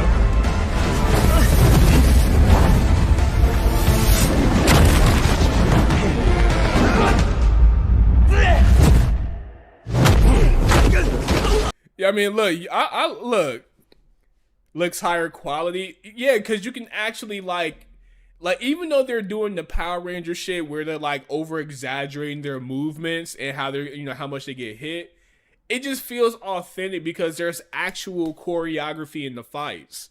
Like, you could tell, like, someone who, like, studies choreography actually was like, yo, we gotta, like, kind of make the people feel the impact of these punches. Like, we gotta, like, at least have some fluidity to this shit. We can't have it looking too fucking goofy. This is kind of heat, bro. The entire movie was solid. The Yu Yu Hakusho live action was actually pretty good. I almost want to say it's better than the original. Because with this shit, it kind of just gets straight to the point. Like, they tell you the backstory. They have homeboy come in and do the boop bop boop to homegirl ass, the sensei. And then it's like, oh, okay, we got to like squad up and beat these niggas. I say less. Yeah, it's the same shit as I don't know if it's a movie. I forgot. I think it's episodes. Yeah, I think it's episode. It go by episode and episode. I forgot. But it was a solid watch, bro. Like, it was a solid fucking watch. Compared to that One Piece shit, like, nah.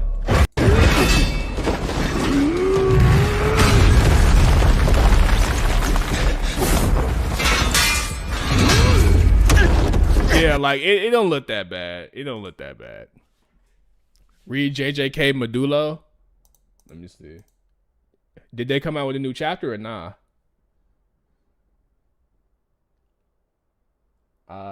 Hey, Waker, I didn't forget your donation, bro. I got you. I got you.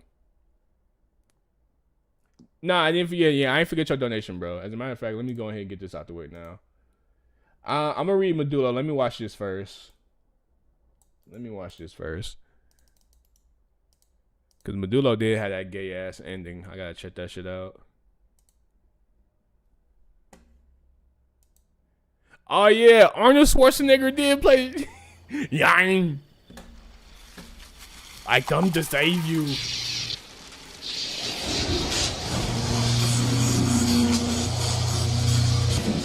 Disney Kaisen.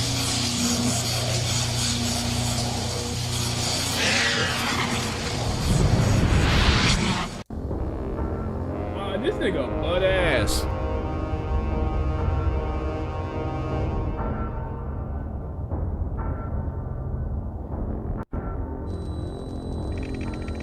Nah, bro.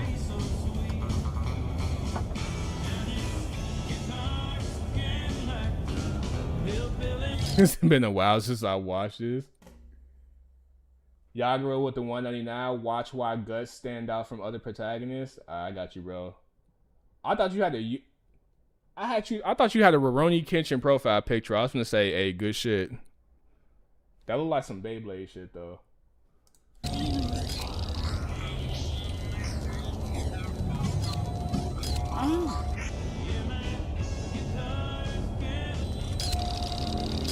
Yeah, get really wrecked. What the fuck? Nigga wearing tidy whities. I need your clothes, your boots, and your motorcycle.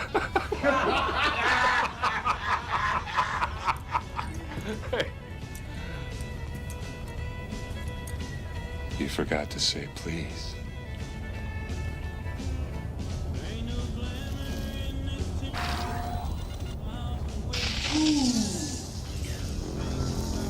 Bruh.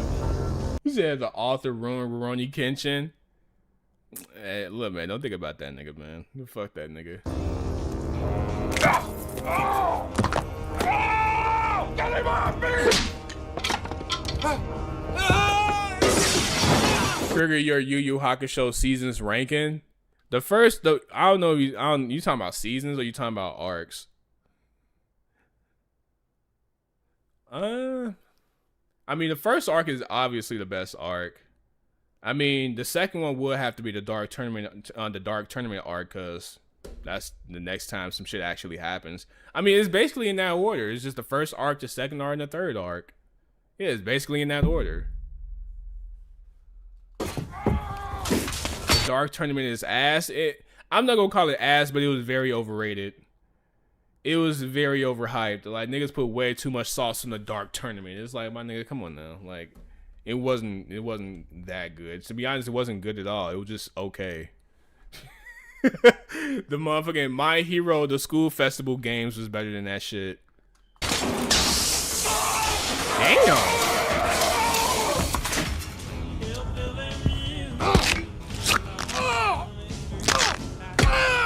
Damn. Pull it out!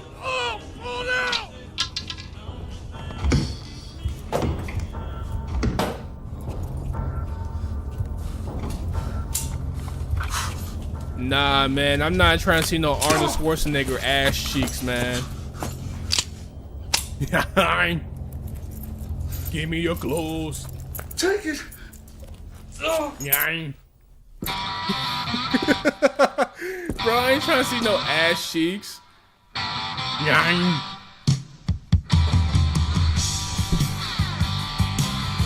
Yeah, red baby.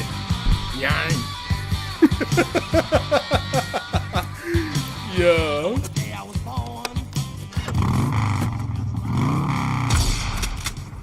Can't let you take the man's wheels, son. Now get off before I put you down. You took a nigga underwear too? Nah, that's if you take a nigga, you taking another nigga's underwear is some foul shit. Like, nah, dog, just relax at that point. That's it, goddammit.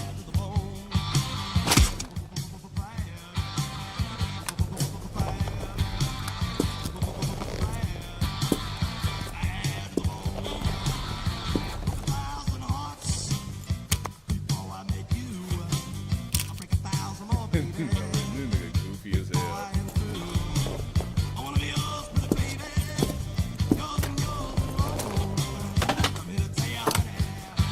React to why modern anime avoids the One Piece model. I got you. I got you.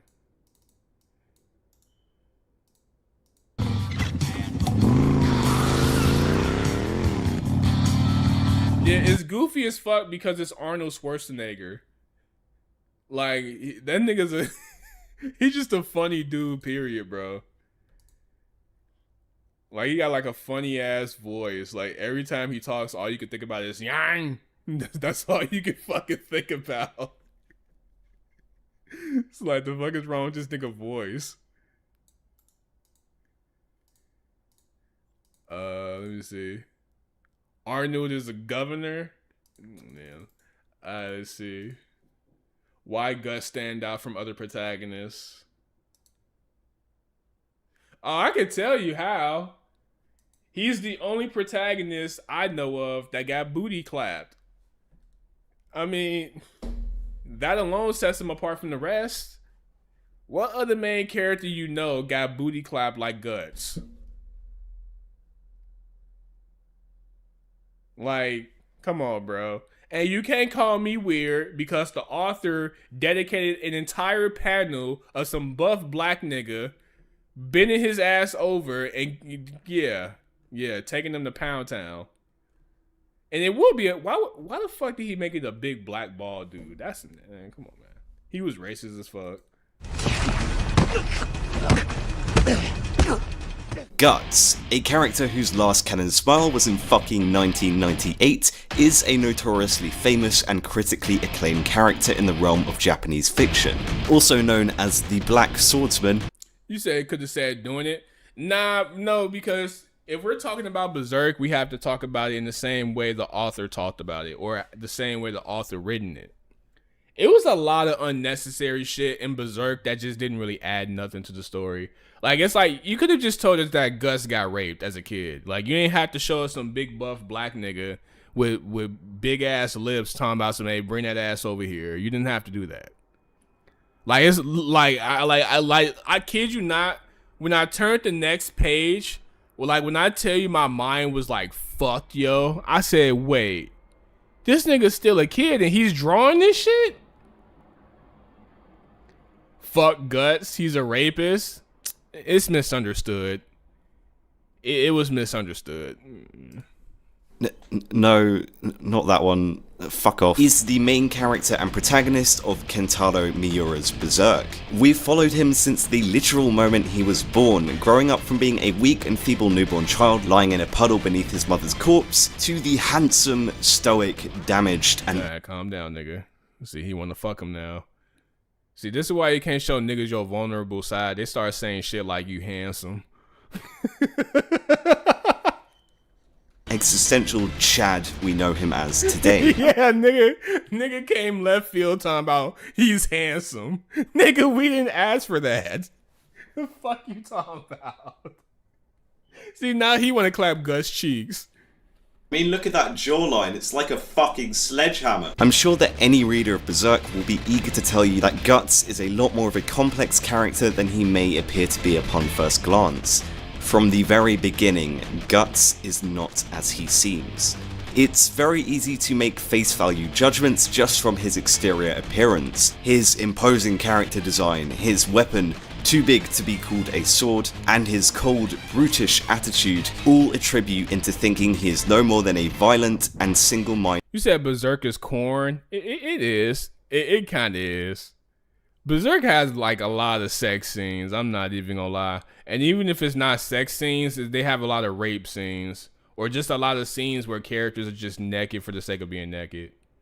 It's like, damn, just dick and balls in your face now, huh?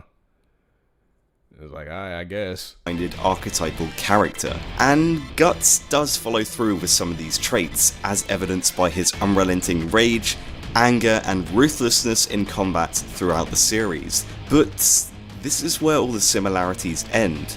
Whilst in the same way these simplistic traits characterize Guts to people who haven't read Berserk, or the people in the series who only know him as the Black Swordsman, in reality, these traits in no way define Guts. Admit the horse scene was funny. There was nothing funny about it. If anything, if there was anything funny about it, is that the author actually drew the horse's dick. That was the funny thing, because it's like, you know how in detail you have to be to draw a horse's dick erected? It's like, what we doing, man? Like, you already know what this nigga was into. He was into some weird shit. That was random as fuck. The author is freaked out. Bro, like literally, like you turn the next page and it's a little girl finna get penetrated by some big dick horse. It's like, Jesus Christ. What is wrong with this nigga, man?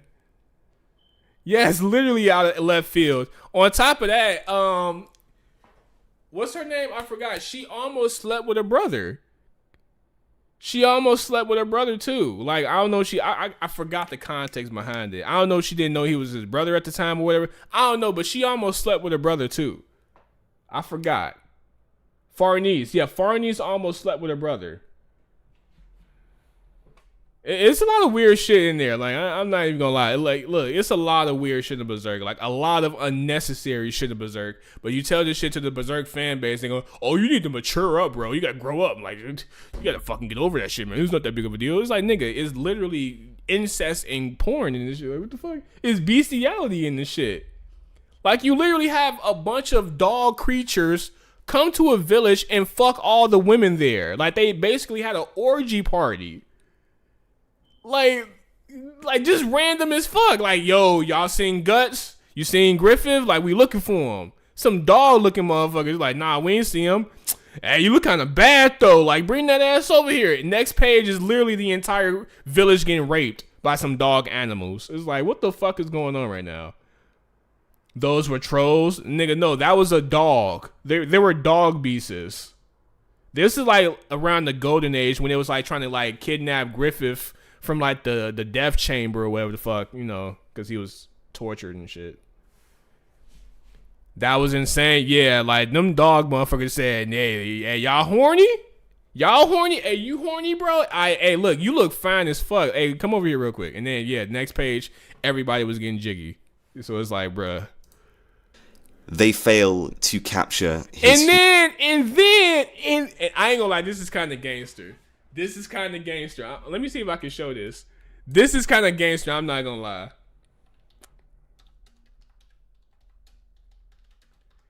After they raped everybody, they found Griffith and Guts, and then they pulled up with the motherfucker's head on the stick. I'm like, these niggas is crazy. Hold on. Where the fuck is it at? Berserk head on stick. Ah, damn. Fuck. I don't know the panel. Fuck. Yeah, they won't show it. Yeah, that was some crazy shit. They raped everybody in the village, cut their heads off, and put them on a stick, and they was like waving them in the air as like a badge of honor. Like, yo, we in this bitch. You can't show that, not gonna lie, yeah. And maybe it's a good thing I ain't show it. humanity. There's obviously a lot more to Guts than just his violent. He said, nah, it was her whole body. Look, I don't remember it. I just remember them niggas pulling up, and then it was like, they had their, like, some of their heads, like, on the fucking stick shit. Like, it was some real gangster shit, I ain't gonna lie. And traits, imposing character design, and Chad tier jawline. He is a deeply existential character who is more than capable of showcasing compassion, loyalty, thoughtfulness, and most importantly, an impenetrable will. There's an understated duality to his character as he develops throughout the series. Whilst Guts may exhibit certain traits and ideologies at the beginning of the story, they are constantly changing over time at each turning point of his journey. Every moment of development he's undergone, piece of dialogue he's spoken, and trial he's overcome all coalesce into making him more of a complex and human character. There are many unfortunately, we'll never see the ending of his story because the author's dead. Damn, man. How does it feel knowing that one of the greatest stories ever told will never get a conclusion because the author's dead? That sucks, yo. That sucks. And the niggas that's writing the story not even trying to finish it either. Like, them niggas, I don't know what they doing. You said, what was the horse thing? Damn, why you keep bringing up the horse? Yeah, that's fucked up. It's like, damn, we ain't gonna be able to see no motherfucking Guts versus Griffith now? Damn, man. So now at this point, it's like, you might as well just stop at the Golden Age arc, if I'm being completely honest. Just stop watching or reading at the Golden Age arc and just assume everybody died.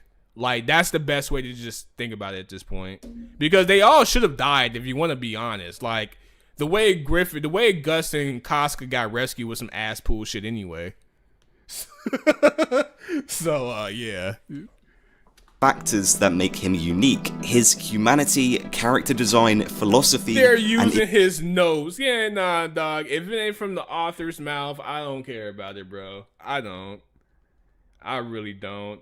Extreme moral ambiguity all act in a way that distinguishes him from the vast amount of protagonists we see in fiction today. And that's what we're going to talk about. Why Guts stands out from other protagonists.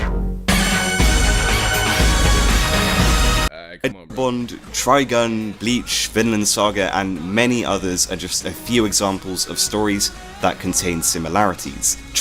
Hey, peep how we said Bleach though, right? How one of the best things about Bleach is how Ichigo is kind of humanized as a character. Like, he's more humanized than Luffy and Naruto, which is what I found really dope about his character. But they kind of like get away from that the more they try to make him into a demigod. So it's like, fuck. I can't even praise Bleach for this shit. I'm not watching all of this. I'm just gonna watch some of it and keep it pushing. Traits such as the violent brute or strong but silent wanderer are commonplace at this point. But the reason why there is an abundance of characters like this is nigga, you keep bringing up the fucking horse. Jesus Christ. Oh, hold on. Nigga, you can just look it up. Let me see if I can find like a censored version of it. As a matter of fact, nigga, this is all you gonna get. Fuck you talking about. This is all you need to know. This is all you need to know, nigga. So just imagine this nigga with a big dick.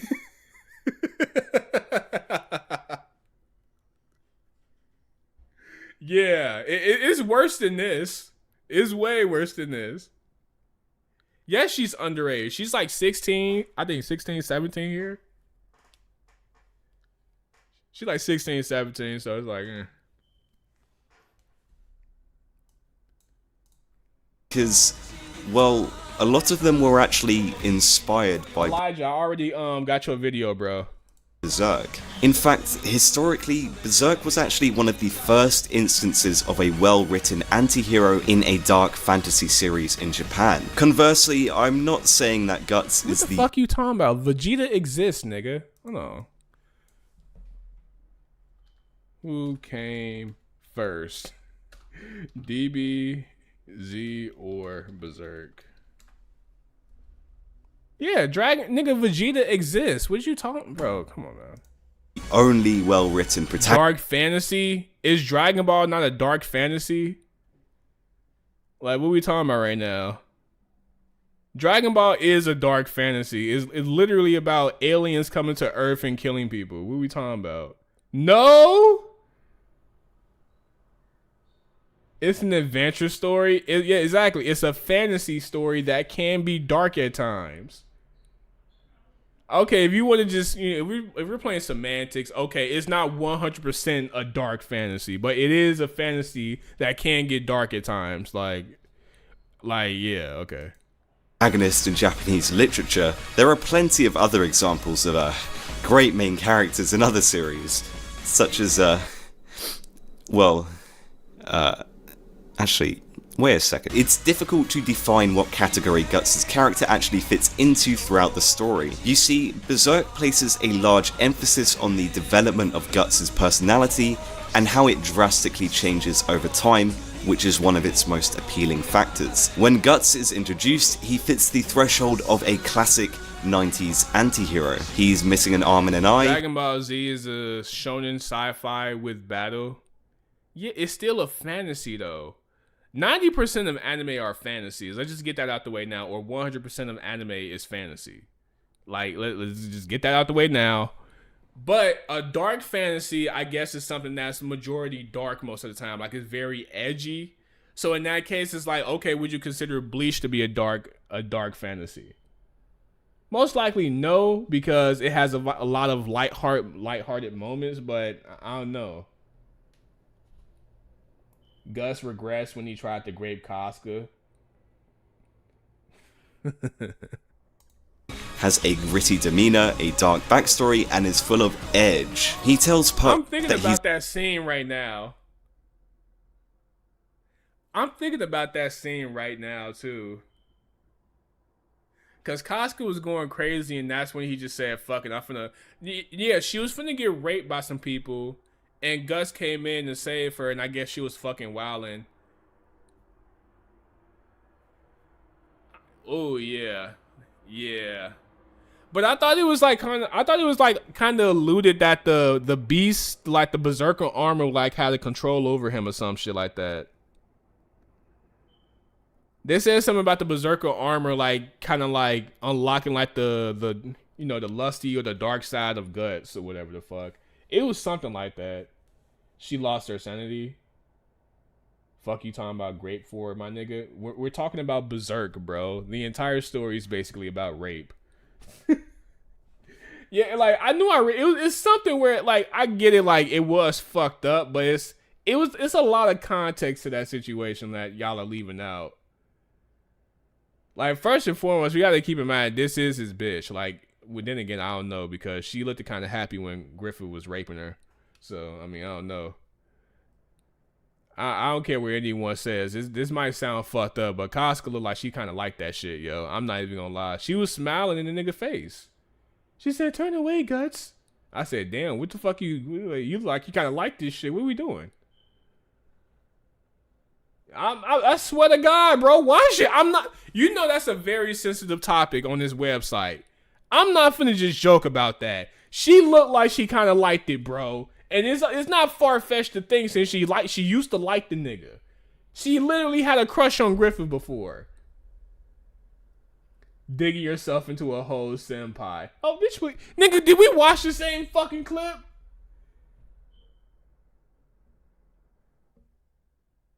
You said she was bleeding. Look, all I know is she had a huge crush on Griffith. Then she's had a crush on Guts. And then she was put in a situation where Griffith was in his prime again. He was that nigga. He was basically Batman. He fucked the shit out of her, and she was like, "Oh damn, this is fucked up." But like, I mean, damn shit. She was blushing hard as fuck. And then she told Gus, "Hey, yeah, turn around, nigga. Like, look away. Don't. Cause I'm enjoying this shit way too much. Like, just look away, bro." You know how fucking wild that is, to tell a nigga that you love to look away because you get tagged by some other nigga that you used to like? That's nuts, my nigga. Don't look. Yeah, don't look. And she was smirking too. Let me see if I can pull this shit up. See, y'all niggas be thinking I'm like trolling. No, I'm like dead ass serious. No, I can't pull that up. What the fuck? I'm gonna get fucking banned off this webs. See, this is what happens when you talk about Berserk. You have to talk about the weird shit. He's only interested in revenge, and any bystanders who get caught up in his vengeance are weaklings who didn't deserve to live anyway. There are also many examples of Guts being as ferocious, heartless, and deranged as the demons he kills, with his role as the hero of the story always being Nigga questioned. said Chibi loved that scene. Yo, you know what's even more funny?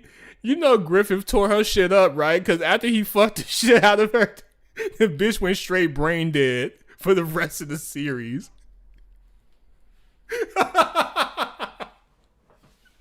Like, at first, Griffith, like, if you just, like, just look under, like, if you just lift the hood on Griffith and Gus and Casca's relationship, it's some nasty, petty shit, right? Like, Griffith didn't even want Casca, bro.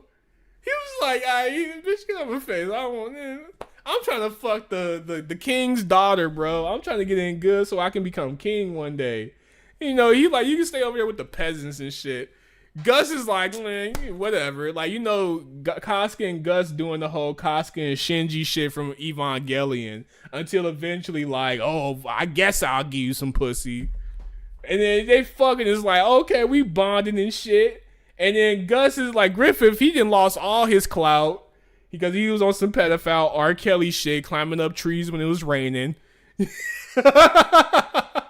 He lost all the juice. Now he's skinny. He ain't got pretty hair no more. He's, you know, he looking fucked up. He tried to like get on top of Casca. Casca like, oh, that's cute. But you ain't that nigga no more. I like Guts now. Like, he even overheard them talking about, like, yo, let's run away, bro. Like, let's get away from this shit and start a new life and have a family. And Griffith ain't like that shit. Griffith was like, nah. So when he was given the opportunity, he said, man, hell yeah, sacrifice these niggas, man. Get these bum ass niggas out of here.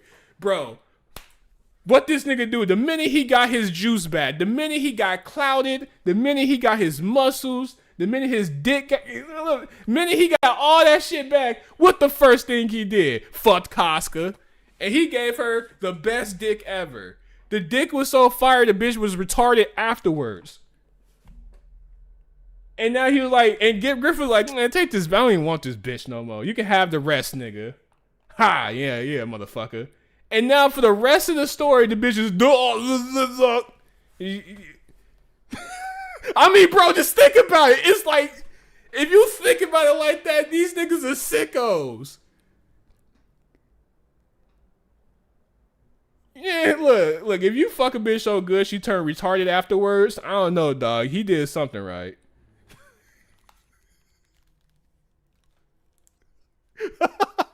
Hey, look. You telling me to chill. Go watch the show. We're talking about Berserk right now. This is what's gonna happen when we talk about Berserk. In reality, his cold and callous personality is simply a facade to hide his pain. The truth is, Guts is justified in acting this way because of the amazingly written backstory that is the Golden Age arc, giving us— Yeah, niggas who said Griffith did nothing wrong, bro. Bruh. Like, for you to get your power, like, to get your humanity back, right? To get the power back, for the first thing for you to think about is to go clap some cheeks to prove a point to another nigga that you low-key wanted to have booty sex with. Like, it's some wild shit, my nigga. Because Griffith loved Guts, too. These niggas love each other, too. I think it's basically a full circle relationship. But Griffith, he loved Gus. Like, he loved him, bro. He only did that to Casca to prove a point to Guts, so. Tting versus with the 199. Watch Resident Evil 9 Spider Boss. These niggas have a Spider Boss? Hold on real quick. I have to see this because this is very important if I'm gonna continue playing this fucking game. Let me see.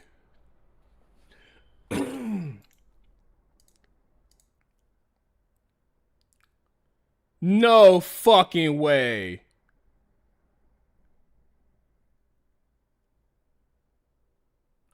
Are you motherfuckers? Well, guess I'm not playing this shit no more then. That motherfucker big too. Yep, and just like that, I wasted $70. Thank you very much. Context Capcom. to the whirlwind of emotions he experiences. The I'm odds not have doing been that. stacked against him all his life from even the moment he was born. He endured an abusive that childhood, sucks, bro. became an aimlessly wandering You know what's mercenary. fucked up? I'm glad you say that shit. Nigga said spider and hater. No, I have arachnophobia. No, you know what's fucking crazy, yo? I was dead ass finna play that game, and the minute that shit showed up, it was gonna fuck me up on so many levels.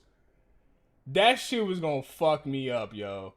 Like, cause usually when you think about spiders in Resident Evil games, besides like maybe the first 3 OGs, it's like, it'll be some, you know, some wonky shit. Like, I can get through this. No, it's like a fat ass tarantula. Like, I don't know, man. I don't know if I can do it. Especially that motherfucker moving at like 60 frames per second. Like, if that nigga moving at 120, yeah, it's raps for me, dog. Oh, yeah, see, I'm getting goosebumps just from looking at the damn thumbnail. Look at this shit.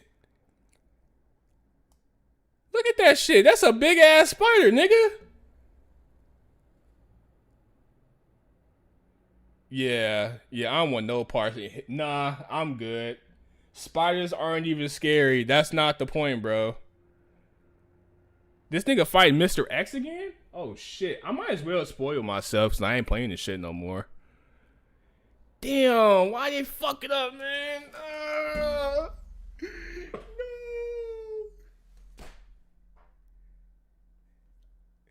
Spiders are goated.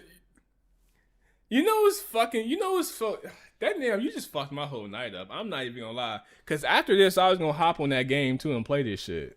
I can't even play it no more. I'm not playing this shit. I don't care. I'm good. Y'all can have it, bro. I'll just watch Maximilian Dude play it or some shit.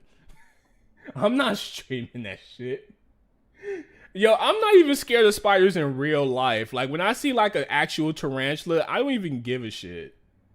Like, yeah, I get like jitters and shit, but it's like, oh, okay, this is a tarantula. Like, tarantulas don't bite and they're harmless for the most part. I see a spider on my wall, I don't think twice about it. As a matter of fact, I help it out the window. It's only with these, like, it's only when like Hollywood and video games and movies, it's like when they do shit with spiders, they try their hardest to make the motherfuckers as ugly as possible. Like fat, thick, hairy, black as fuck. I don't want to see that shit. And they moving fast as fuck. No, I'm good. Spiders crawling in your mouth while you're asleep. Nigga, I don't have no spiders in my house, so no. I live on the 2nd floor, so shit.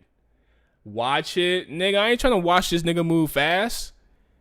I don't even want to see this motherfucker move, to be honest.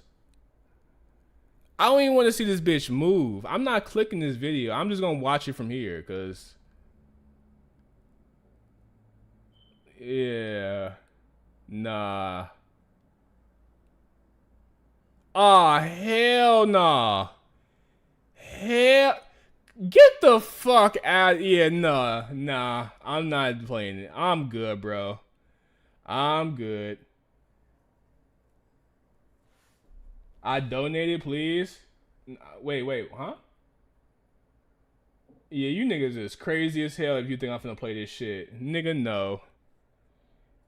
Yeah, nah. See, y'all can kiss my ass on this one. Maybe I have somebody beat it for me so I can play the rest of the game.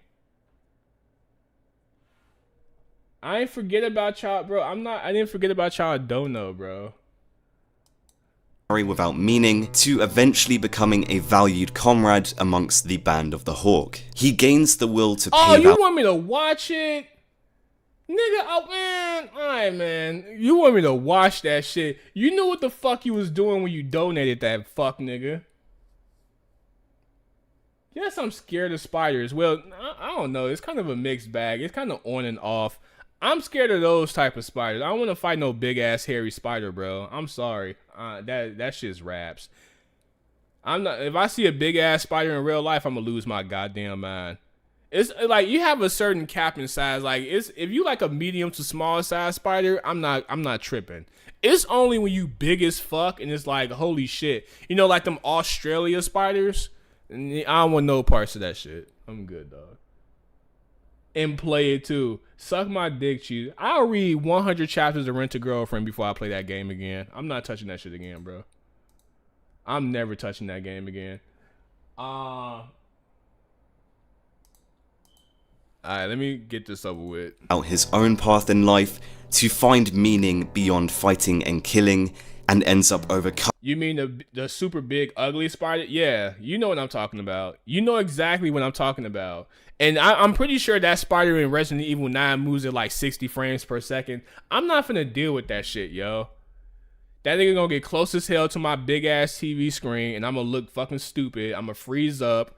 No, I'm good, Coming bro. the lingering effects of his abusive childhood by finding companionship with Casca. It's difficult to classify Guts as the, quote, hero of Berserk because he strays far away from any classic heroic archetypes. He develops so much throughout the story in a beautifully humanizing way that to simply call him an anti-hero may be true at the beginning of the story, but is a disservice to his character in the latter parts of Berserk. Throughout the series, Guts is always changing. You could say that after the eclipse, he descends into a sociopathic. Oh shit, he did fuck. Yo, Gus was doing some wild shit, yo. Hero, and then into different shades of anti-hero afterwards. But to me, the most significant change he undergoes lies in this page of Berserk. Wait, you scared of heights? I can't talk shit because it does get to a certain point where it's like, you get to a certain height to where it's like, alright, my nigga, get me down. Get me the fuck down. Like when you go into a tall ass building, you don't really think too much of it until you walk to the window and it's like, holy shit. Like it really just fucks you up for a second. Like for a good 30 seconds, it just kind of freezes your mind. It's like, whoa, what the fuck? Heights are fun. It's kind of a mixed bag for me, especially like when you ride roller coasters, because you got those roller coasters that take you like all the way up, like you be high as hell. You can see like damn near like you can see the damn horizon and shit, like, you know, where like the map cut off type shit. It's like, what the fuck? Damn, we up this high and that motherfucker drop, and it's like, oh shit. I ain't scared of clowns. The only thing I'm scared of is only thing I'm really scared of is big ass spiders. That's about it, really. I'm not even gonna lie. It's just spiders. Like, spiders are the only thing I'm really scared of. I guess you could say just big ass insects, period. Like, I just don't like insects, but for some reason, spiders fuck with me the most. It's a common phobia to have. Like, arachnophobia is very common. So much so that they have you know, modes in different video games. Like, say, for instance, like Hogwarts Legacy. Hogwarts Legacy has a arachnophobia mode where it just turns off all the spiders and shit. Like, arachnophobia is like an actual thing. Like, it's not niche at all. Spiders aren't insects. No shit, they're not insects. They're arachnids, bro. Like, arachnophobia. Like, come on. I know they're not insects. I'm just saying, I'm scared of insects, period. But it's something about spiders that just do it for me. It's like, nah, get that shit away from me. I'm really disappointed. So I really wasted $70 for nothing. I'm not playing that game again. I'm not playing that game again. I do not give a fuck. I'm scared of bees. Yeah, I ain't scared of bees, but you know.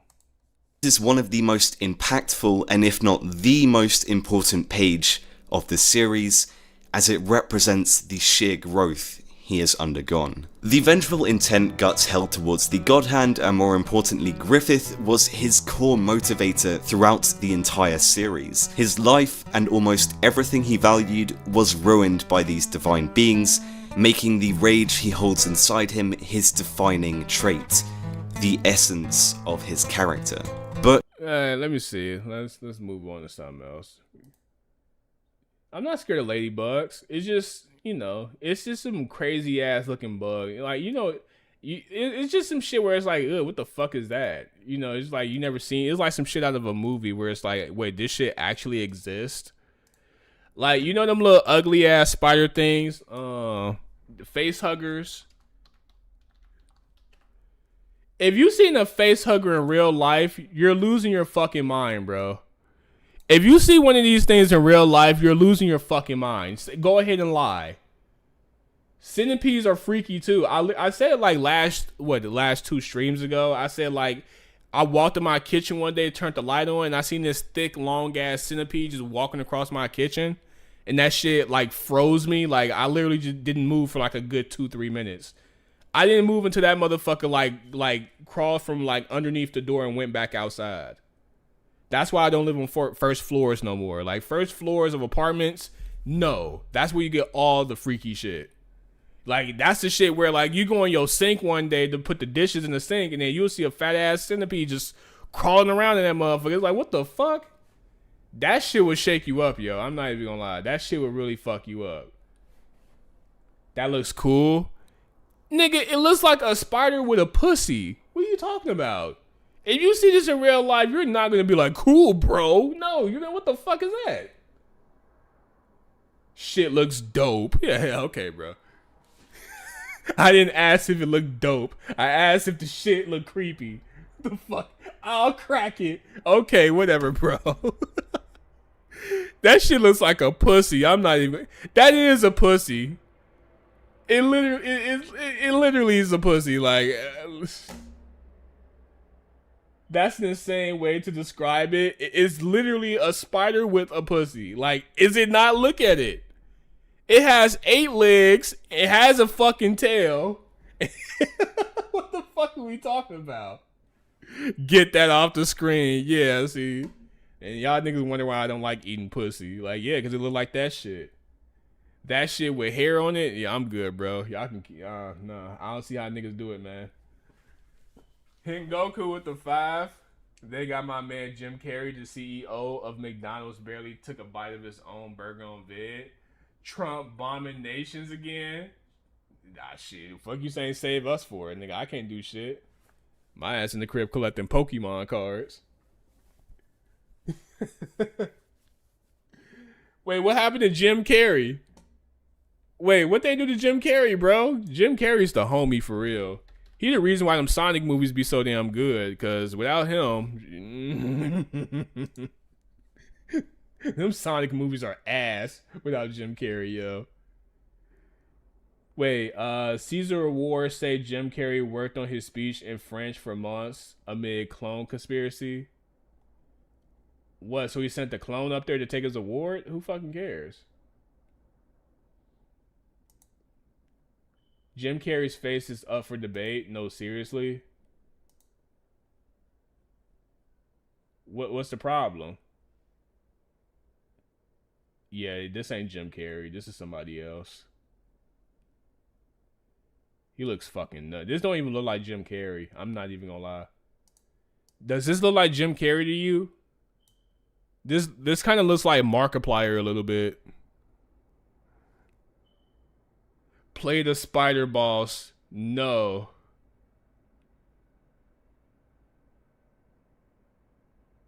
This don't look like Jim Carrey. Yeah. Carrey's new look has some theorizing that he may have gotten a little too nip tuck or perhaps some fillers. Look, that's what Hollywood niggas do, bro. Ageism is a real thing, so you know niggas are scared to get old. You know, but yeah, Trump is out here knocking niggas off. Like Trump, look, dog. At least we can't say Trump didn't do anything while he was in office. Like that nigga's been getting a lot of shit done. He getting the Mexicans out of the U.S. He's killing niggas in Israel and shit. What was the Puerto Rican, the Mexican president or whatever the fuck? He kidnapped him and his girl, held them niggas hostage. That nigga Trump is getting busy. And the CEO barely taking a bite of his McDonald's burger. I mean, yeah, because McDonald's is not real food. Like, I don't know if y'all realize that shit, but it's not real food. It's paste. Like, the chicken nuggets, it's not real chicken. It's paste. Like, the burgers, they're not really ground beef. It's just like some 3D printed shit. Said Trump moving like Makima. Yeah, you know, the funny shit about Trump is like Trump is a funny ass dude. And like he just doing like some mafia shit It's just funny that Trump is our president. It's just like, what the fuck are we even doing in the U.S. right now? The fact that Donald Trump is our president is funny itself. And he getting mad niggas knocked off. Trump is in the Jeffrey Epstein list. 1000%. I think Trump is low-key underground gay. I think he's gay on the low. I definitely think he fiddled around with some little kids. I mean, it's the reason why the Full Files ain't come out yet. So, but why the model? Yeah, why the modern animated voice the One Piece model? Because it's boring as fuck and it's not interesting.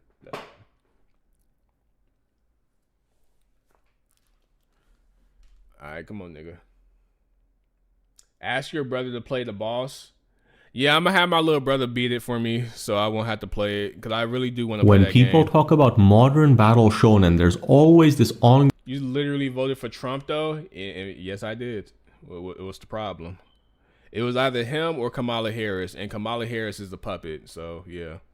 Going conversation about influence. You'll watch the newer series and start immediately spotting the DNA of the big three, but usually two names dominate that discussion, Naruto and Bleach. You see Naruto's fingerprints everywhere, the outcast protagonist, the inner demon sealed inside, the rival who mirrors the hero ideologically. It's a character blueprint that modern shonen still actively builds on. Then there's Bleach. Yeah, because it's peak, nigga. It's very effective, it's easy to follow, and it's entertaining.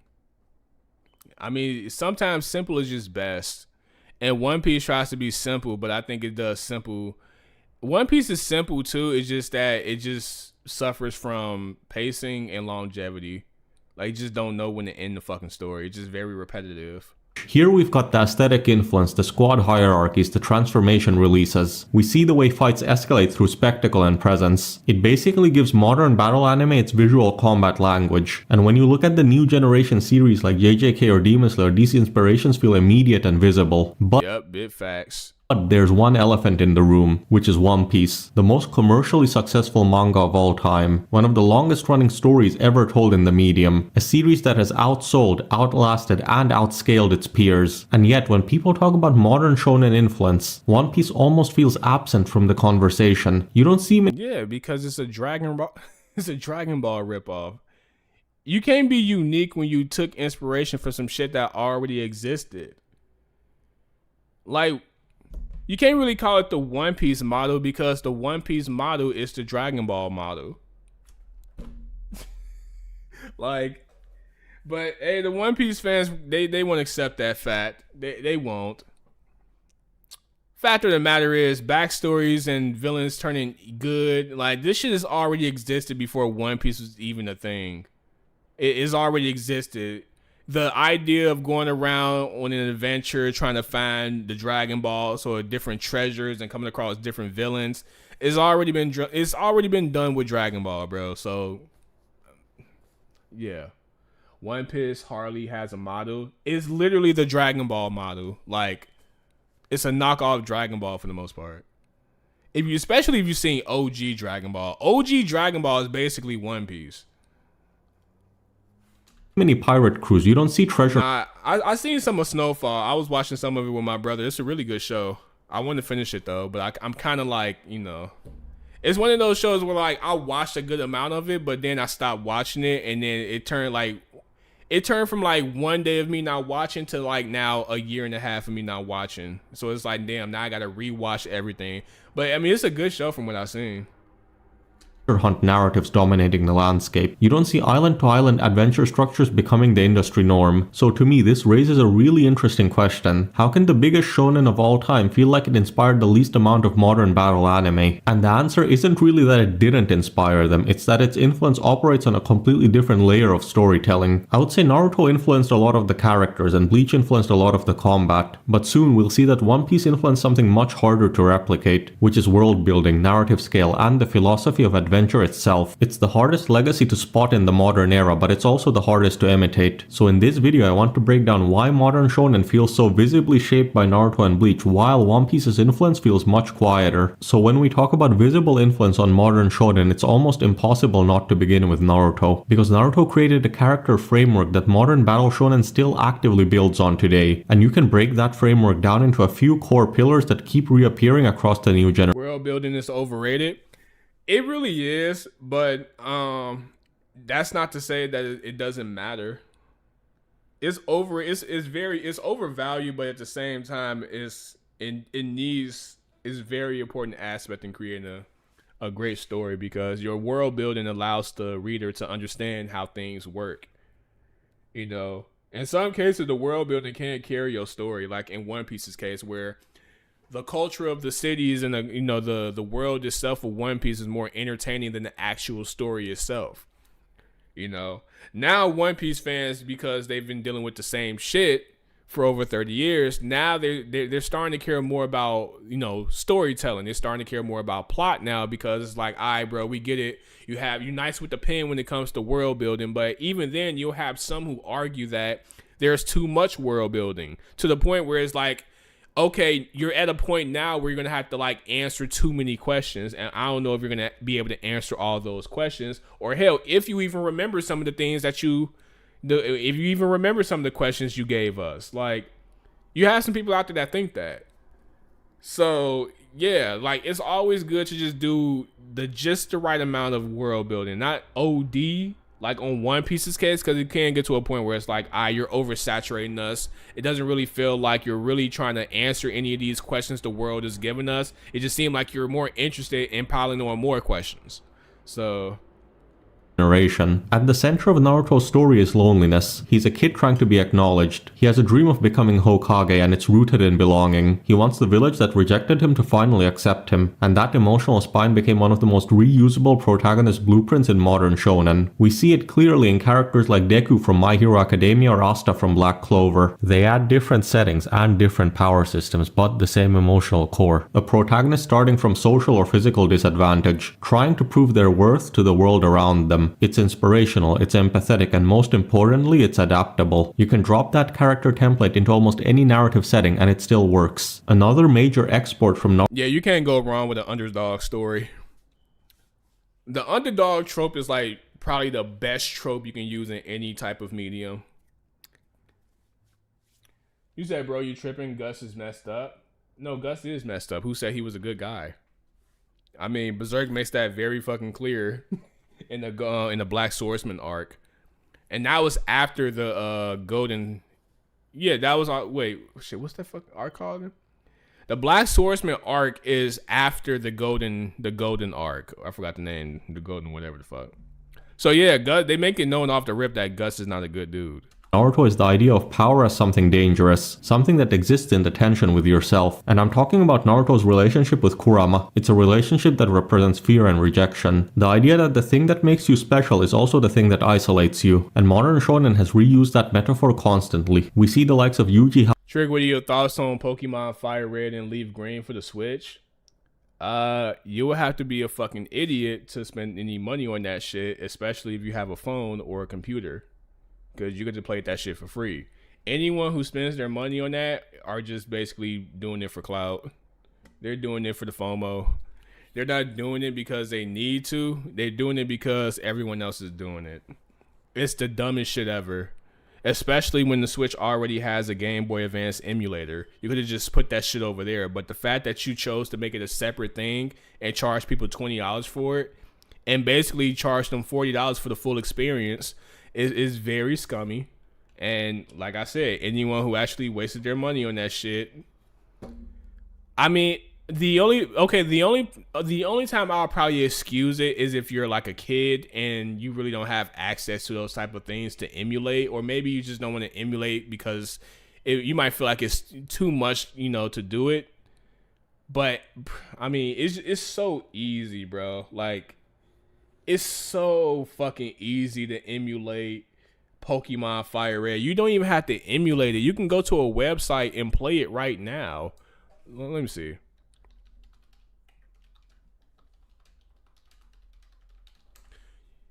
You can play this shit right. Yeah, see, this is on the Pokemon store. Look at this shit. Look, I just went to a fucking website. Look, literally, Pokemon Fire Red online. This is what comes up, right? Play Pokemon Fire Red online for free. I just clicked it. Play now. Start game. It's that fucking easy. You see how easy that was? Now the controls and shit, like, you gotta, like, you know, configure it or whatever. You know what I'm saying? Like, but nigga, it's not hard to play this shit. What if oh well, I'm clicking too many shit. But you get the point though. You can play this shit right now, bro. You can't save. I mean, that's debatable. I didn't go that far into it, but that was just me proving the point on how easy it is to play it. Shit, I can show you how to emulate it. It only takes like 5 minutes. You just download the emulator, you download the ROM, and then you just open it in the emulator. It literally takes 5 minutes to play this shit for free. Bro, I was emulating like back in high school when I was like 13 or something. I was playing Black and White 2 in Japanese before it even came out to the US. That's how deep I was into emulation. So the fact that niggas who are over the age of 13, because I was like 13, 14 when I was doing that shit. If niggas are over 13, 14 that can't emulate, bro, come on, what we doing? Yes, I was 13, 14 playing Black and White 2 in Japanese. Swear to God. And this shit wasn't even out yet in the US. But Pokemon is one of those games, you really don't need to read it to understand what the fuck is going on, because there's nothing really going on in the story in the first fucking place. You did too, not gonna lie. It's really easy to play games like Pokemon in Japanese. You're not really doing shit for the most part. You just collecting Pokemon, beating the gym leaders. The game is mostly linear for the most part. I mean, you have a translator if you really want to translate some shit. Like, it's not hard at all. For real, you can play the old Nintendo games on your phone. Bro, I was putting the fucking Nintendo 64 emulator on my dad's phone so he could play Ocarina of Time. Like, emulation is so fucking easy. Like, it takes no effort whatsoever. No effort. Like, just download the emulator, download the ROM, which is easy as fuck to find, and just drag that shit over and you playing it right there. You fix the controls so it can match up with your controller. There you go. But, niggas want to make it seem like that's the hardest shit in the world ever. Even though everyone wants to stream and do YouTube, but niggas can't emulate a simple ass game like Pokemon Fire Red. Like I said, unless you like a toddler and you have no control or access to that type of shit, fine, whatever. But if you're a grown ass adult, if you have access to a phone or a PC and you chose to spend $20 on that shit, use it. You're an idiot. You're an idiot. I'm just gonna be honest. You're an idiot. Housing Sukuna and you only bought the shit for FOMO, not because you actually wanted to, because you didn't give a fuck about it before. Why the fuck you care about it now? Because everyone else cares about it? Because everyone else is streaming it? Like, it's weird, bro. Inheriting power that destroys his body. And of course, Asta from Black Clover also fits this trope. They all echo this idea that power comes with psychological weight. It's a form. You can play Nintendo 64 games on Android. You can play anything on Android. It's not hard to. Now, I will say this. Now, once you get around the Switch 2s and the Xbox and the Xbox 360s, the PlayStation 2 is not hard at all. It really just comes down to how strong your device is.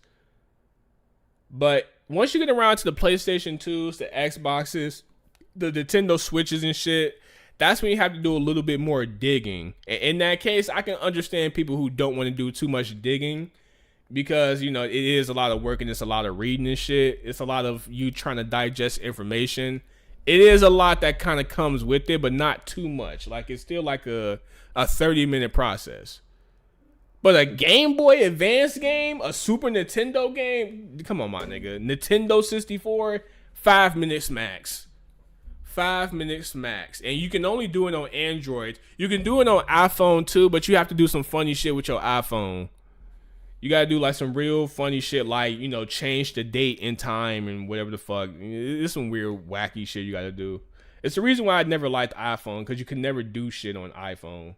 You have to be very legal on the iPhone device. Of strength as well as responsibility. Then there's the rival dynamic, another Naruto blueprint that reshaped shonen storytelling. Naruto helped to reframe the rival as something deeper. It would be wrong to say that Sasuke was just trying to surpass Naruto, because he represented an entirely different response to trauma. Where Naruto sought out connection, Sasuke embraced isolation, and where Naruto believed in bonds, Sasuke decided to reject them. So this rivalry became ideological, not just physical. And modern shonen mirrors the structure constantly. Rivals No. They tried to mirror this, but they always fail. They always fucking fail. I don't even know why you put this nigga face on the screen, to be honest. You know it's a disgrace to this trope. A fucking disgrace. He's a carbon copy of Sasuke at this point. Yeah, they tried but barely managed. Like they tried to mirror the Sasuke Naruto shit, but failed horribly. I don't even know why he brought up Yuno. Like, you want to talk about a Mary Sue that doesn't work for anything. They're just giving shit. Like, Sasuke actually had to work for the Chidori. Sasuke had to actually work for the Fireball Jutsu. Like, he had to work for a lot of shit. Yuno didn't work for shit. He was just giving stuff. And once he was giving some powerful shit, he didn't even try to, like, it wasn't even a phase where he had to, like, understand the power or get a good handling of it. He just knew how to use the shit right away. It's like, man, fuck this character. Aren't just power benchmarks anymore. They're thematic counterpoints to the protagonist's worldview. So when you step back and look at Naruto's legacy, you see that its influence is primarily emotional. It taught modern battle shonen how to write protagonists, how to frame rivals, how to externalize inner conflict through power systems. It created an amazing plug-and-play character blueprint, one that authors could reinterpret across completely different worlds. And that's why its influence feels so visible today. It helped give modern stories a compelling emotional core. And that's a really good way of putting it, plug-and-play characters, because Naruto have a lot of plug and play characters. Like they're like their characters by themselves aren't really the deepest or the most interesting, but they serve their purpose. You know, I guess that's what we call plot devices, you know. But yeah, Naruto has a lot of plug and play characters. If Naruto shaped how modern shonen writes characters, then Bleach... This video's wrong? How? I mean, he's been on the money so far. A lot of shonen are often nepo babies. Yeah, which is why ultimately I just kind of like step back from shonen in general, because I've kind of just accepted the fact that the reason why a lot of stories are the same shit is because Shonen Jump are forcing them to make the same stories. You know, I mean, if I'm a higher up of a company that's been successful for over, like, let's say 30 years, and this one formula seems to always work, yeah, I'm gonna try to force my authors to write within that framework, you know. So yeah, that's why I really don't try to talk too much about shonen no more now. I try to talk about shit like Re:Zero or Mushoku Tensei, or, you know, more mature shit where, you know, where I kind of get the feeling that the author wasn't boxed into like a specific genre or frame, you know. What's wrong with nepotism? The nepo baby doesn't work for anything. He's just giving some shit because of his connections. That's the problem. He's not giving anything because he worked for it. And it kind of like disregards the people that actually put in the time and, you know, the time to actually work on their craft and get good at it. You're basically saying, yeah, fuck all that. He's the son of this person, so whatever. You said, you know, it's just a scale measure to see how strong Asa is in the story. Yeah, but that's low hanging fruit though. You can do that. You can do that unintentionally. That's not even something you strive for, to be honest. If you strive for your character to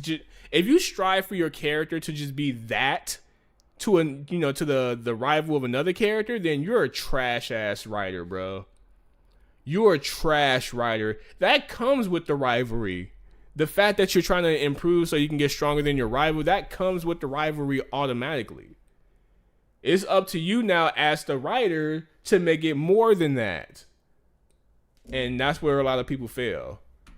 shaped how it presents its combat. Bleach's influence is rooted in its style, spectacle, and presence, and that influence shows up across multiple areas. One of Bleach's most immediate contributions to the genre is something fans would jokingly call drip, but it genuinely helped to reshape character design philosophy. Before Bleach, a lot of shonen prioritized function over fashion. Uniforms were often simpler, silhouettes weren't always expressive, but Bleach treated character presence as a part of the storytelling. You had the captain's outfits, the sword forms, the distinct postures. Every major fighter had a visual identity that felt iconic before they even attacked, and modern shonen absorbed that philosophy heavily. Nowadays, a lot of the bigger battle shonen have a distinct look to them. Characters are staged to look strong, but also cool at the same time. And another major influence from Bleach is the Damn, Bleach gave us the sauce. Damn, nigga said Naruto gave us the depth. Bleach gave us the sauce. So what the fuck did One Piece give us? Absolutely nothing. I mean, it gave us the idea of what good worlding, One Piece gave us an idea of what good world building can be. That's about it. And that toxic ass fan base too, yeah. But besides that, like Oda did or One Piece did show us, if you really cared about world building, how good it can be. Because I think most people would say One Piece's world building is probably the best world building in anime ever.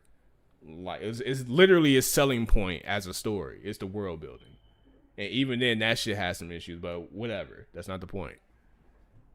But even then, you don't need that much world building to make a good story. You really don't.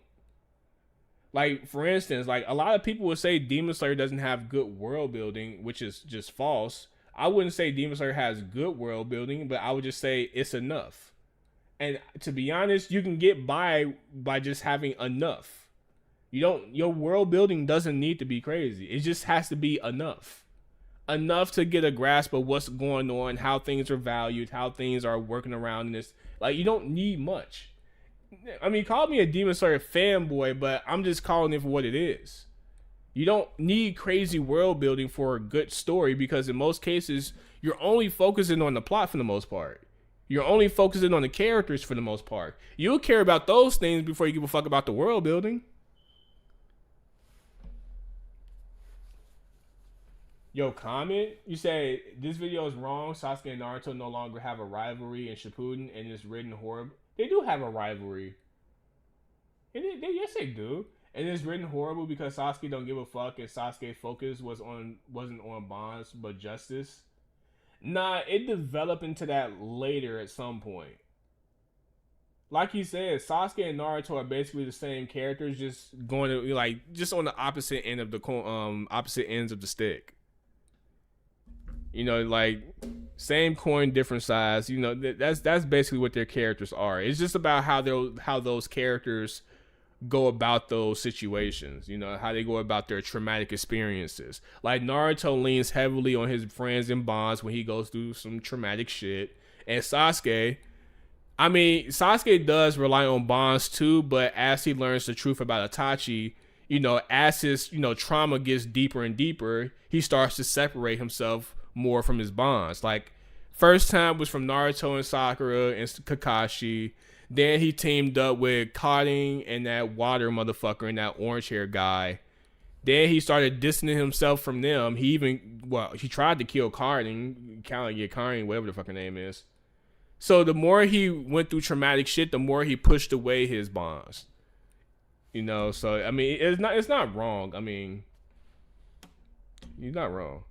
The idea of organized combat hierarchies. The Gotei 13 in Bleach was built like a military institution. It had ranked captains, divisions, authority structures. Each member represented a different combat philosophy, and you see this institutional blueprint clearly echoed in newer series like Demon Slayer or JJK. Demon Slayer frames its Hashira as elite pillars, each embodying a specific combat identity. It's a very Bleach-coded structural idea, while in JJK, Jujutsu Society operates through ranked sorcerers, special grades, and institutional governance, a lot of which which is also heavily inspired by Bleach in my opinion. But Bleach's most obvious influence comes through power escalation mechanics. It's the release system from Shikai to Bankai. We see power revealed in different stages, and modern battle anime has iterated on that formula constantly. You see it in domain expansions in JJK and breathing form masteries in Demon Slayer. These are moments where the fight pauses, so that characters can showcase their identity through their power. And that performance aspect of combat, the idea that abilities should feel ceremonial and symbolic, traces directly back to Bleach's influence. So when you look at Bleach's legacy in modern shonen, it lives in the spectacle. You said there were rivals. It developed beyond that since Sasuke left the village.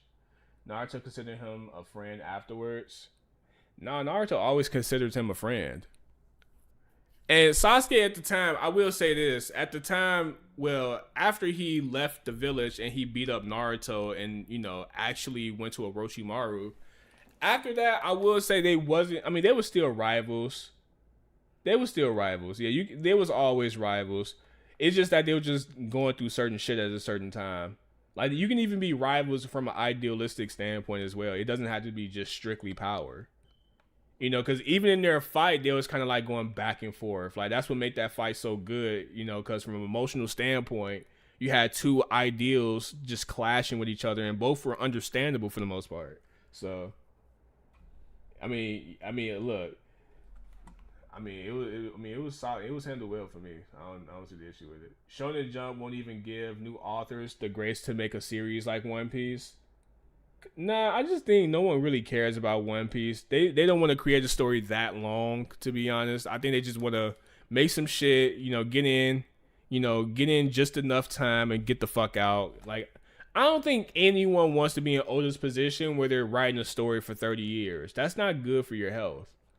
It's not. And it's not good for your story either. Anyone who says One Piece has gotten better as it's continued is just fucking lying to you. Every One Piece fan would tell you that One Piece has gotten worse the more it continued. And anyone who says otherwise is, like I said, is fucking lying. So, yeah. Naruto relies on the Nine Tails and Sasuke relies on the Sharingan. Yeah, basically. Sasuke was a psychopath. Triggering a rivalry has to be mutual. But in Shippuden, Naruto is doing the heavy lifting because Sasuke doesn't care about him nor friends. He doesn't know his friends, friendship with the life. Yeah, that's like towards the ending of Naruto though, bro. I get what you mean, but that's not taken away from them being rivals because let me show you something.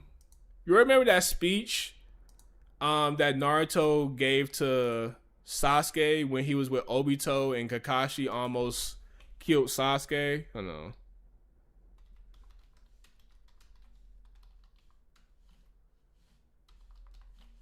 Yeah, meet again. Where the fuck is that? Let me see. I forgot.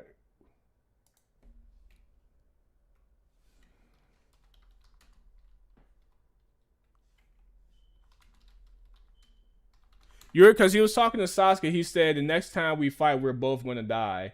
And Sasuke was like grinning and shit. Like, he was kind of like you could kind of sense it. Like, this whole encounter right here. This entire encounter right here proves that they still seen each other, or Sasuke seeing him as a rival. Come on, bitch. Load the fuck up now. What we doing? Where is it? Yeah, this shit right here. Like, once he realizes it's Naruto, it's like he kind of like gets a little antsy, like kind of geeked a little bit. Y'all doing Sasuke dirty?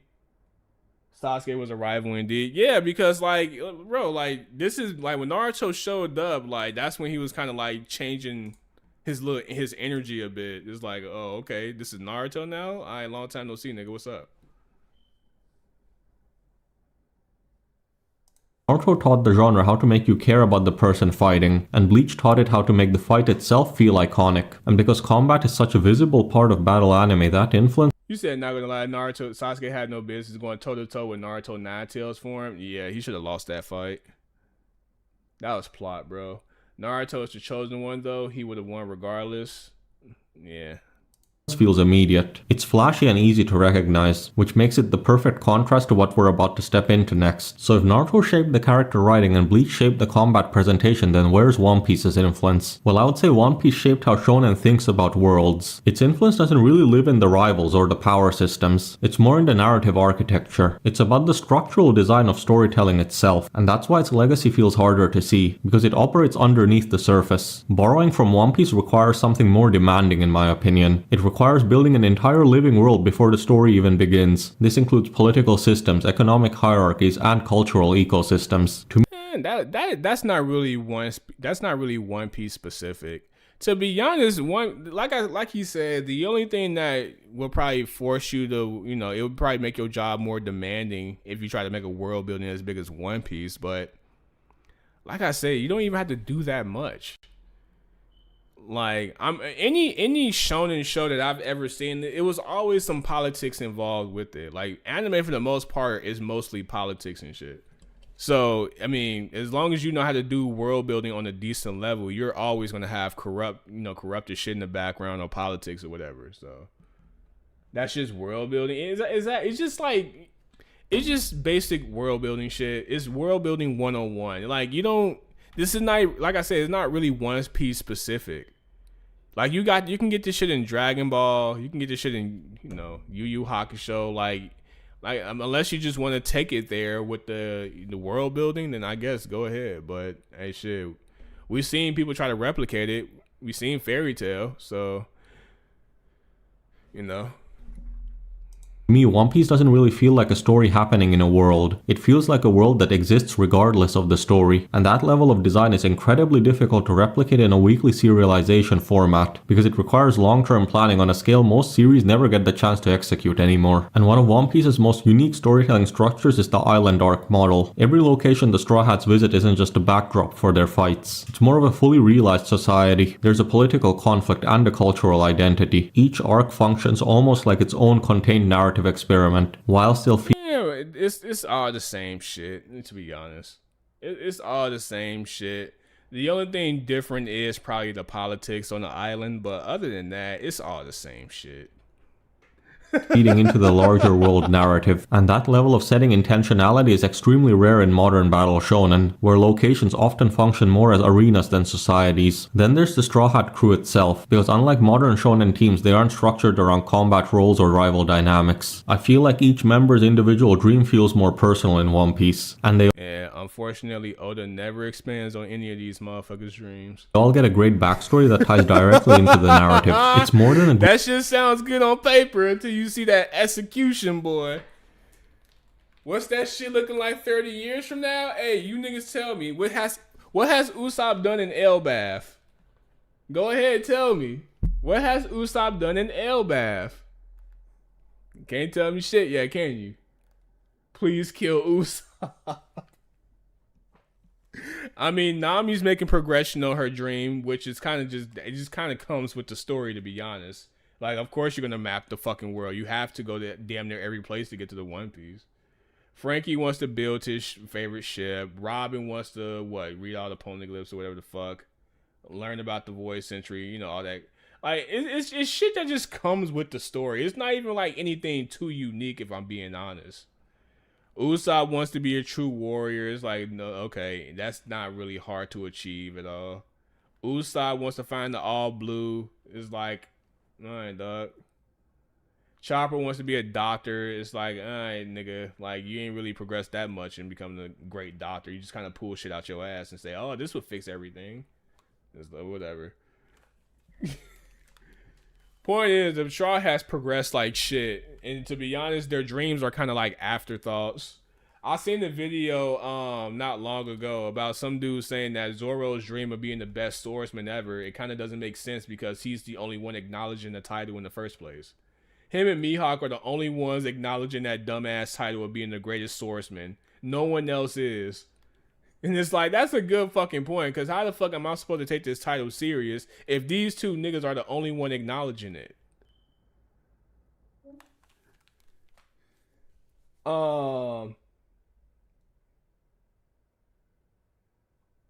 You said the day Oda finished One Piece, He's finna put his pen down and take a deep breath, then drop dead right there on the floor. Nah, he gonna go back home to his wife and kid. He gonna, gonna be miserable as fuck. He used to seeing Nami and Robin butt ass every day because he's drawing pictures of them. Now he gotta go home to some flat ass Asian lady that's way past her prime. He gonna be mad as shit, bro. Woods, I can't read all your comments, bro. I'm sorry. I would love to catch your comments, but I can't read all your comments, bro. Like, sometimes I'm gonna miss your shit, bro. Thoughts on Maki versus Sukuna? Wait, Maki versus Sakura?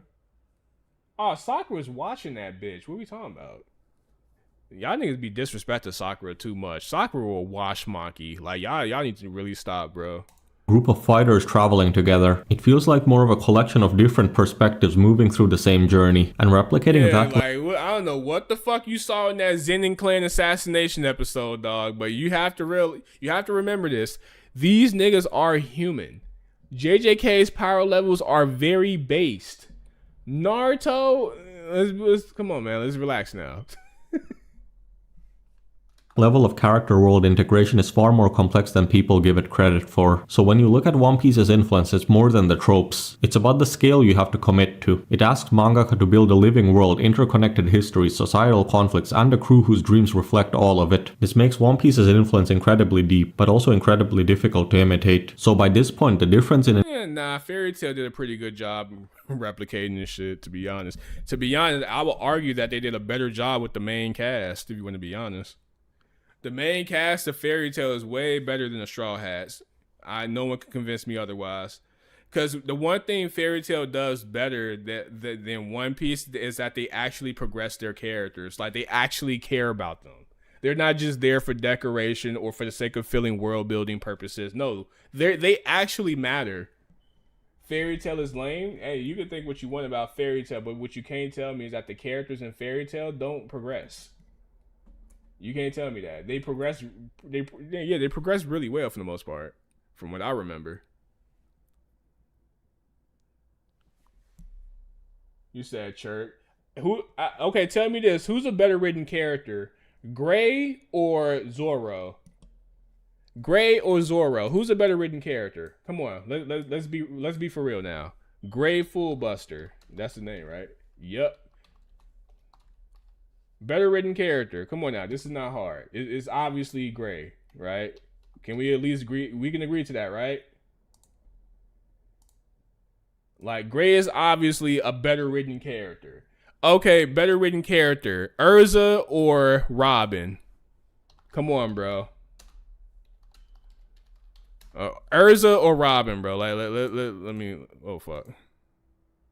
Like, better written character. Urza's obviously the better written character. Like, Robin? Yeah, you niggas are trolling. You niggas are trolling.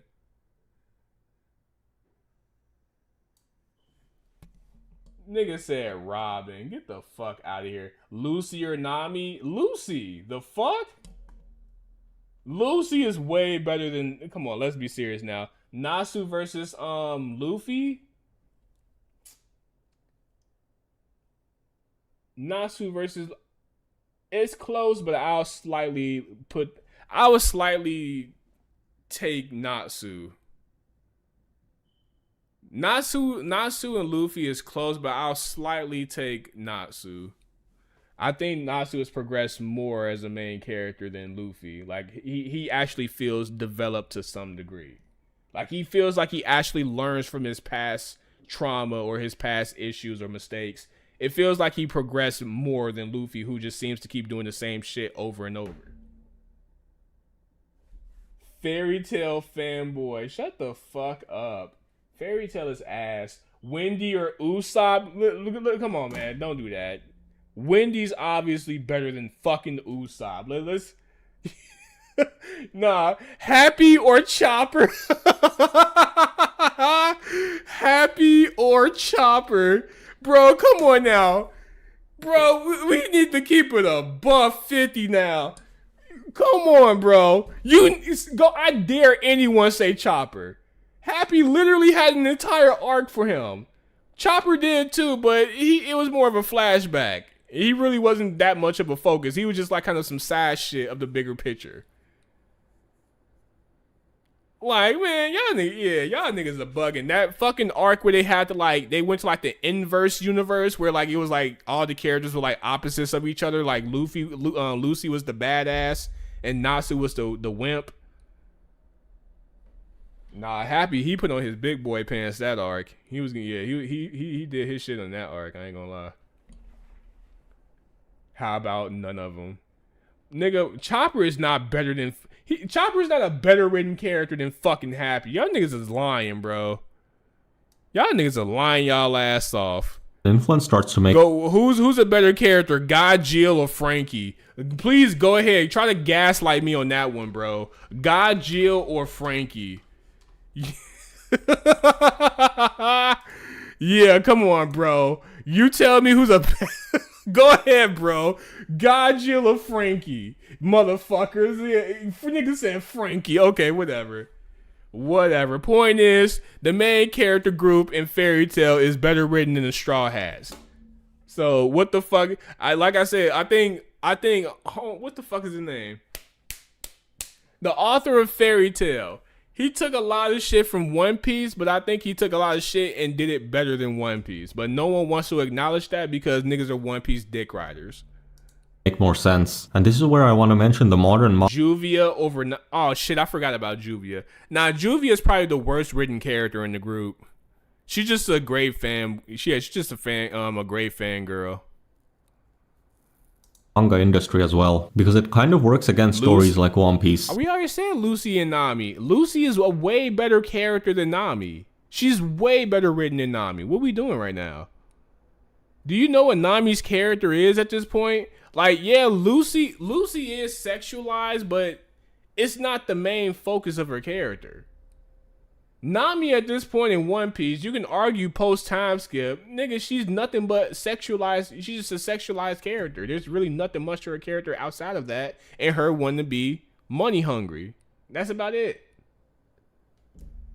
Every arc in Fairy Tail, from my knowledge, there's always some shit developing within Lucy's storyline.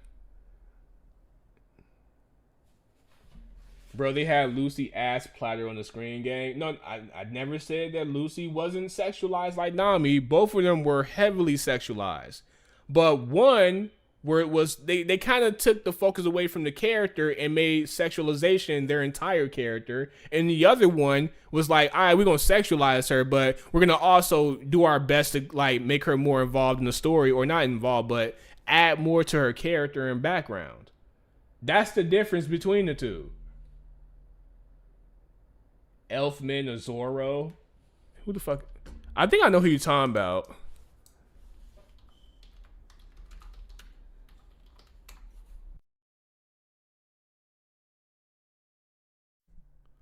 Oh, Elfman or Zoro? I don't know. To be honest, I wouldn't be mad if someone said Elfman.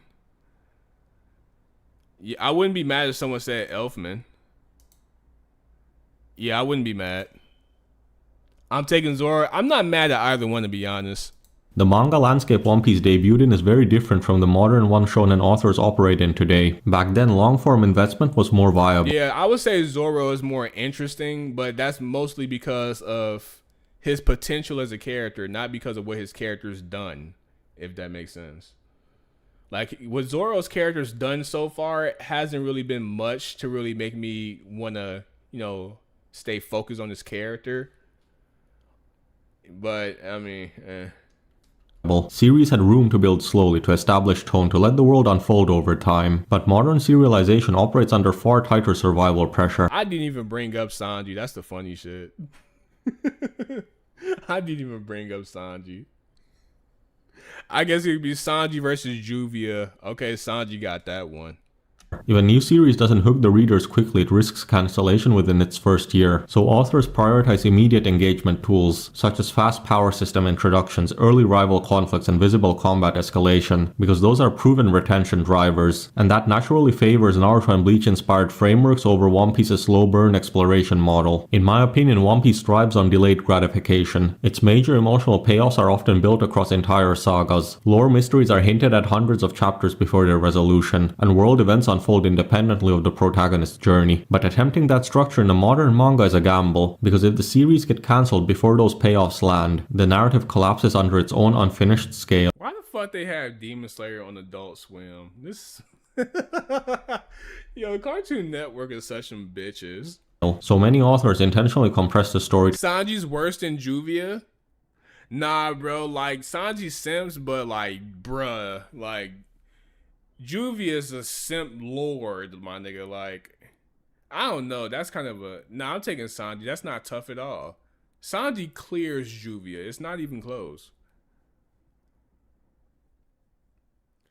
You said One Piece is good, not Fairy Tail. I mean, both of them are ass, if you ask me. You said rank what? You said rank writing wise, Trigger, Asta, Boruto, Yuji, and Denji. Asta is the weakest one on the list, to be honest. Boruto might low-key be the best one on the list. Unironically. Boruto is probably the best one. Yeah, Boruto's the best written character on that list. Yuji is second, Denji is third, and Asta is fourth. Hell no? I get it, bro. You might not like Boruto, but Boruto did develop a lot. And I'm not even talking about the time skip. Like, you seen that Naruto movie where Boruto cheated in the tuning exams? That was a huge that was a huge development moment for Boruto's character. Shit, that entire movie. Like, if you knew what his character was at the ending of Naruto and to follow up with that movie, that was a huge development arc for Boruto's character. Boruto is still trash. I mean, you can still think he's trash, but you can't deny his development as a character. He's easily the best written out of the ones you just listed. Yuji's the second best, Denji's third, and Asa's last. Denji's Asa's last easily. There's nothing really much to Asa's character, to be honest. Like, his character is supposed to represent the common folk beating the royals or whatever the fuck. I get that, but it's just very cookie cutter. Very cookie cutter approach. At least Denji is like, Denji's kind of unique, so you kind of almost have to respect it for him being somewhat unique as a character in his storyline. So it's like, fuck it, I'll give you points for creativity, I guess. Telling scope. Yeah, Yuji did develop too. I'm not saying Yuji's a bad character. I'm just saying Boruto's better written than him.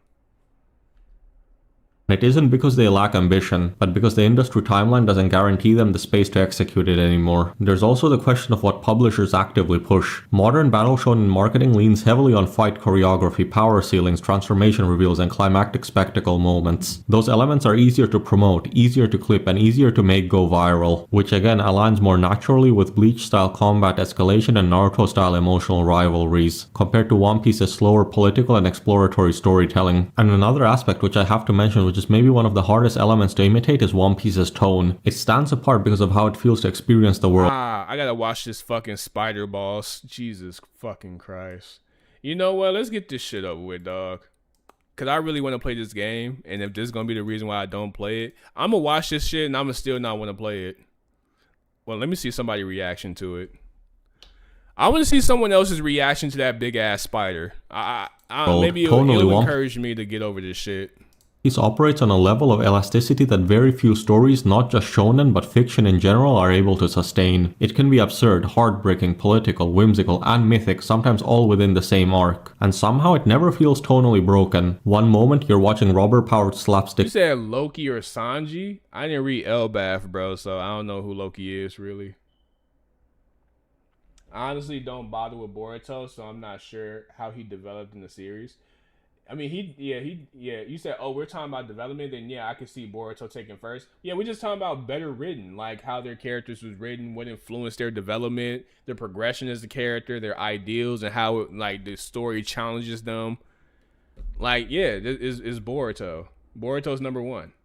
As much as I think that story's ass, yeah, Boruto's number one. If we're just talking about the character. Comedy, exaggerated reactions, cartoon physics, running gags that almost feel like Looney Tunes in execution, and then suddenly the story pivots into themes like oppression. And to me, it doesn't really feel like tonal whiplash, because One Piece does this in a cohesive... It is tonal whiplash. How the fuck you come from being a Looney Tunes show to now being some fucking berserk type shit where everyone is being colonized and slaves and shit? Like, come on, dog.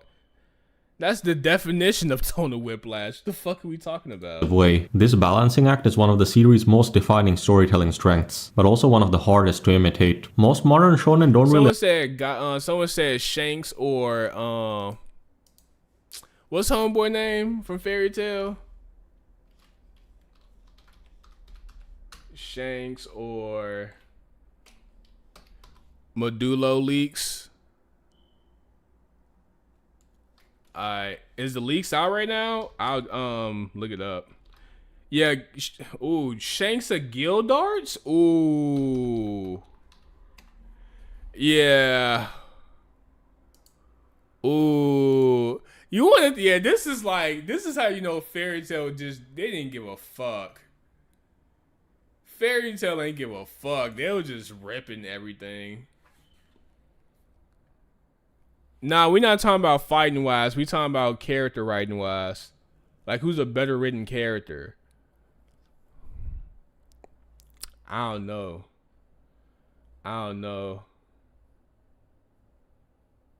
Fairy Clover. Nigga called them tanks. I don't know. That's kind of hard, bro. Jalal or Law? Jalal or Law? Oh, Law. I'm taking Law over Jalal. Jalal is a bum. They kept killing and bringing back his character. No, they didn't know what the fuck to do with Jalal. Yeah, get his bum ass out of here.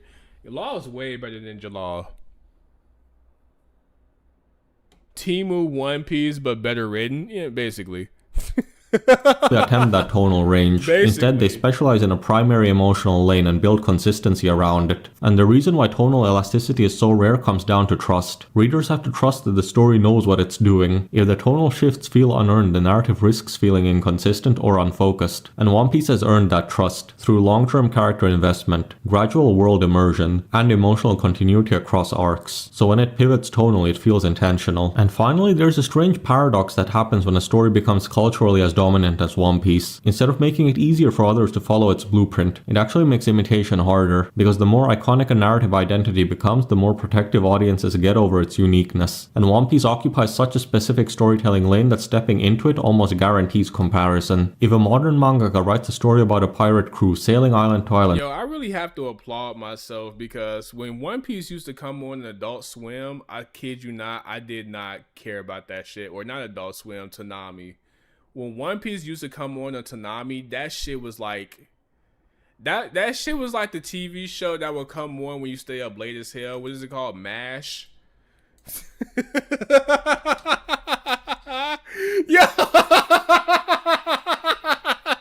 Yo, every time I watch Toonami, bro, I'll be watching Zash Bell, Naruto, all that good shit.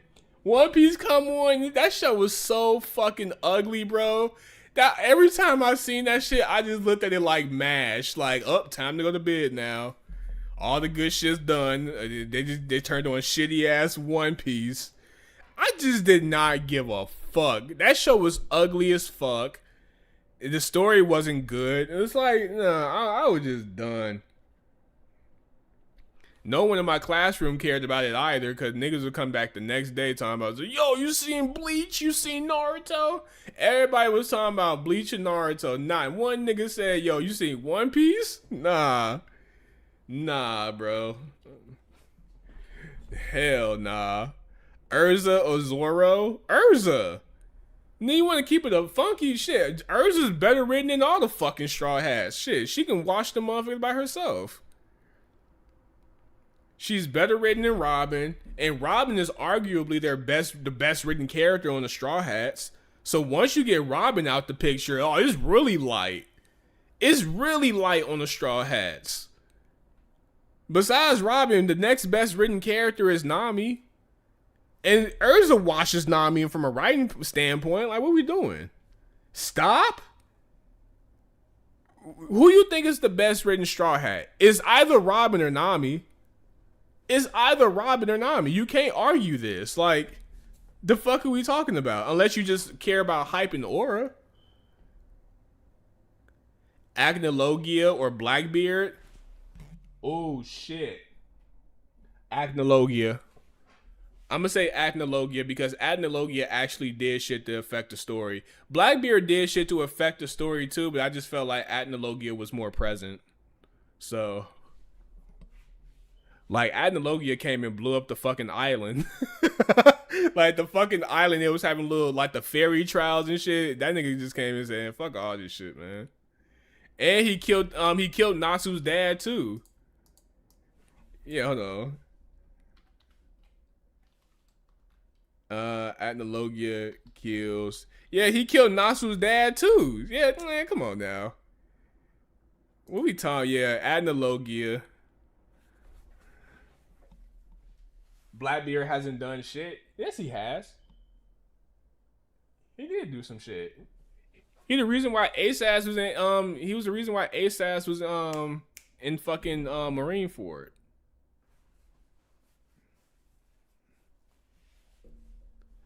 You said what's your opinion of Frankie?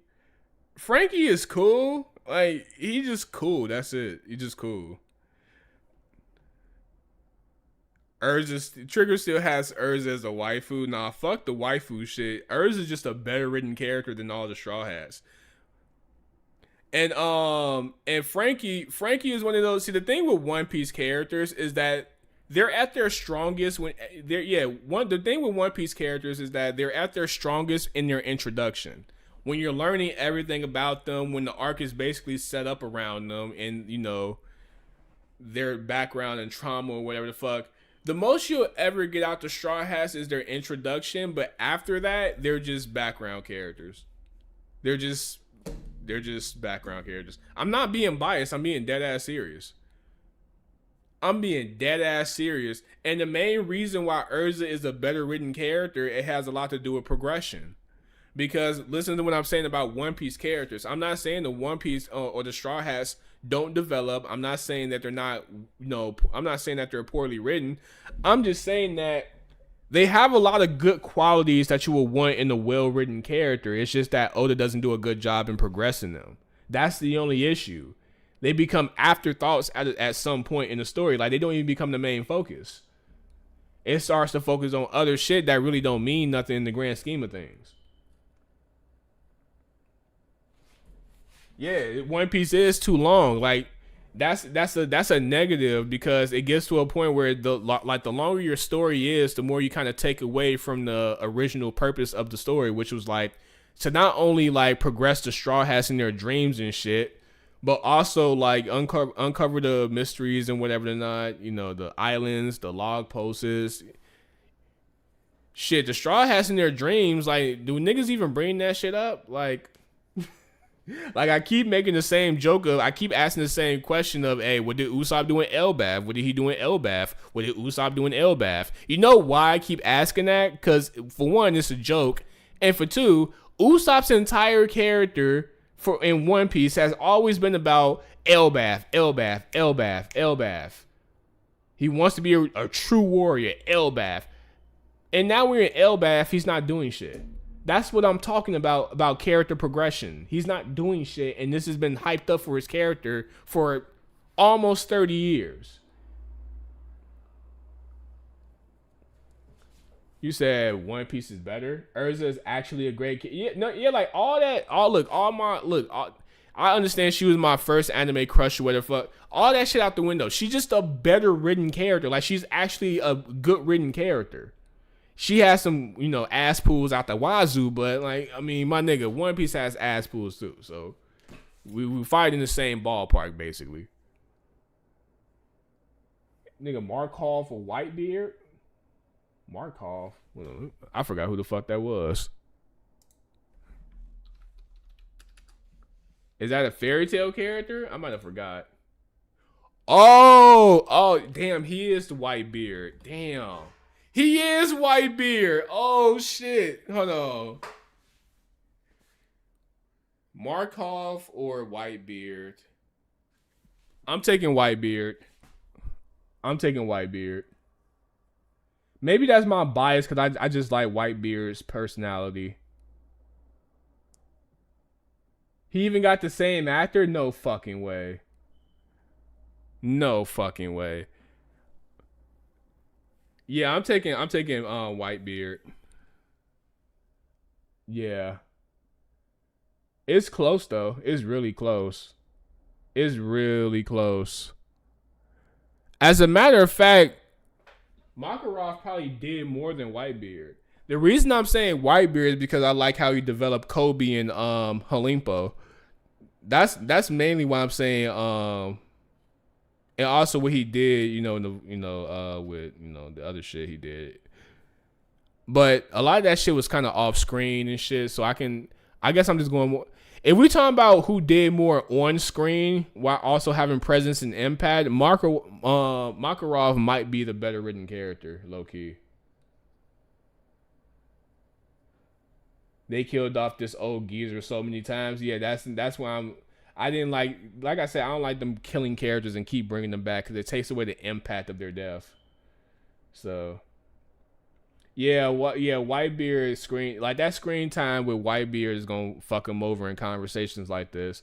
Cause I like Whitebeard a lot. I love his personality. Like he's just a jolly ass grandpa who just strong as shit. It's just that he don't have enough to make me say, all right, you did way more from a writing standpoint than Makarov. And he didn't. He didn't, so.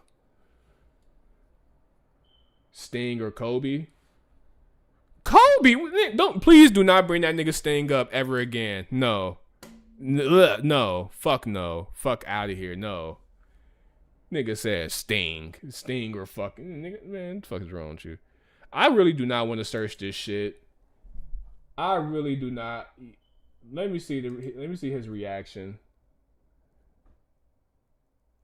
These streamers react to a familiar figure. I do not want to watch this. What did Sting do? So this faggot ass nigga, he was talking all that greasy shit in the fairy games about how Fairy Tail wasn't gonna do shit. They're the best guild, blah blah blah blah blah. And then when it was really time to press their shit, he fell on his knees and was like begging for their forgiveness, and he surrendered. He did some real faggot shit. Like he was a loser. And then afterwards, like the author just turned him into a complete joke.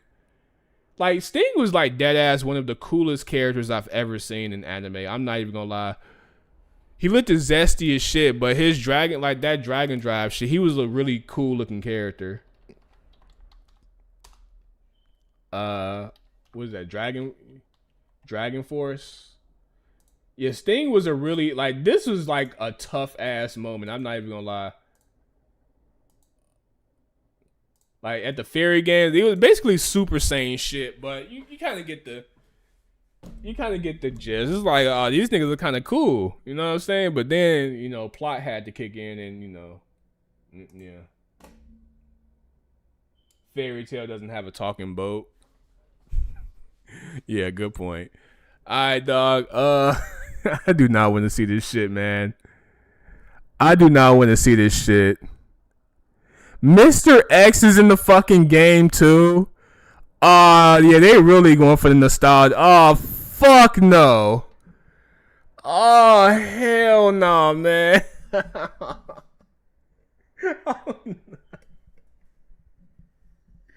Ear rape, my bad, bro. I just really don't want to watch this shit. Yeah, I know. I'm leaning like, yeah, yeah, that's my fault. I really do not want to watch this shit. That's a big ass spider, yo. Holy shit.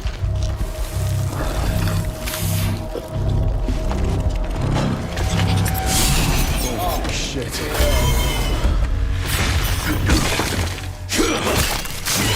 That nigga strong too.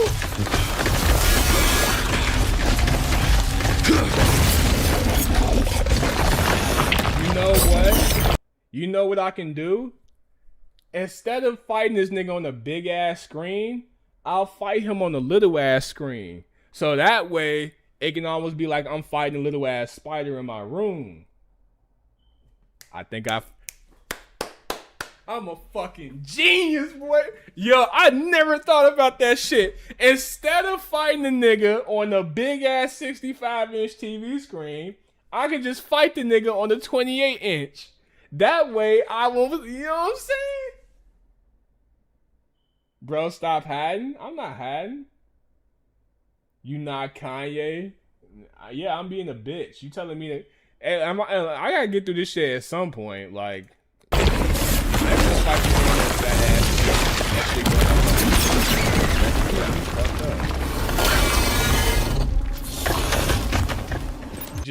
just be not afraid.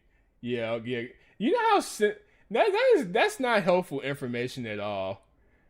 That's like a gay person said, I don't want to be gay no more. And you say, well, just stop being gay. Or, hey, I don't want to smoke crack no more. Well, stop smoking crack.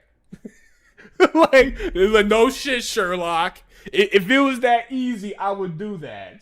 The fuck are you talking about? Yeah, I'm homeless. I need to get on my feet. Stop being homeless. Nigga, you're not helping. Like, this is a psychological thing. This is not something you can just turn off. Like, I had this shit. Damn, this nigga busting through walls? Oh, shit, yeah. Yeah. Damn, this nigga strong and big. Alright, bro.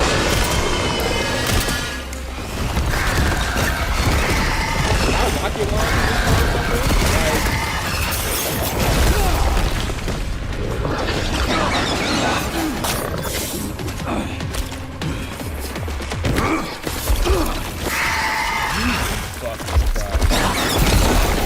Jesus fucking Christ.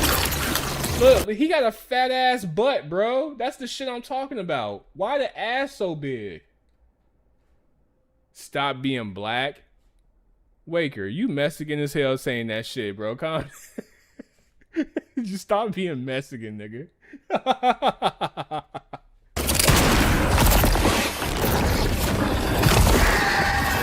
Damn, this nigga fast too. I need a rocket launcher. Please tell me this game has a rocket launcher. I'm gonna one-shot the fuck out this spider. Nigga said stop being black. Damn, that nigga close as hell. Oh, hell no. Damn, he survived that shit? This nigga just shot a fucking... Okay, you got it. Bro, his ass is shaking. His ass is jiggling every time you shoot it. Aw, come on.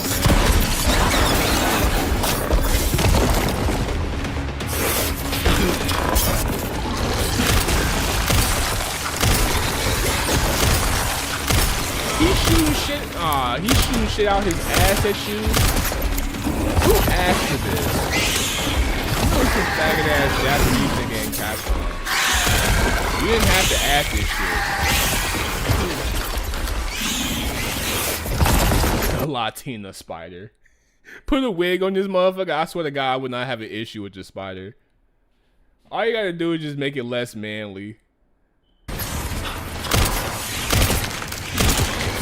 Damn, he got little spiders and shit coming after you too?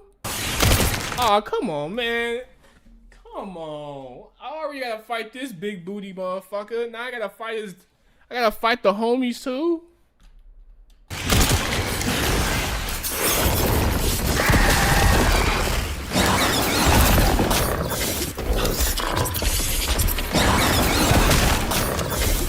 Yeah, sorry, bro.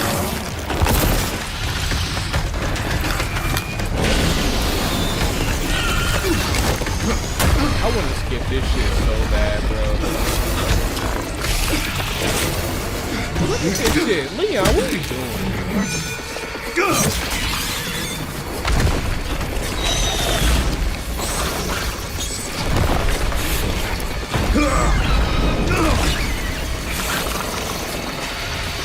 So Leon is Kratos now. Alright, bro. Alright, bro. Damn, we fight. I might as well watch it since I'm being fucking spoiled now. The chances of me going back to this game is gonna be very low. So Leon has always been superhuman. This nigga's literally Kratos, bro. And he's infected too.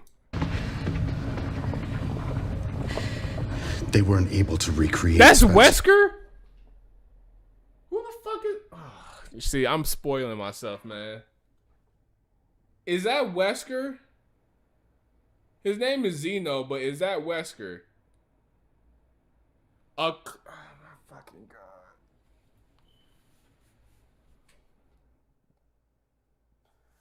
Fam, this game got that crack. I can't play it though because they got a big booty Latina spider in here. I'm not doing it, bro. I can't do it, man. I really want to play this game now, but I can't. I can't fight the big booty spiders. What?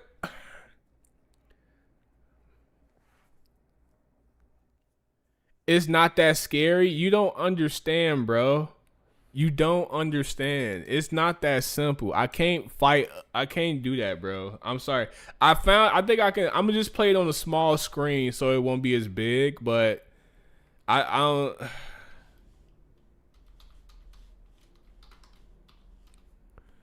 Arachnophobia is a real thing. Look.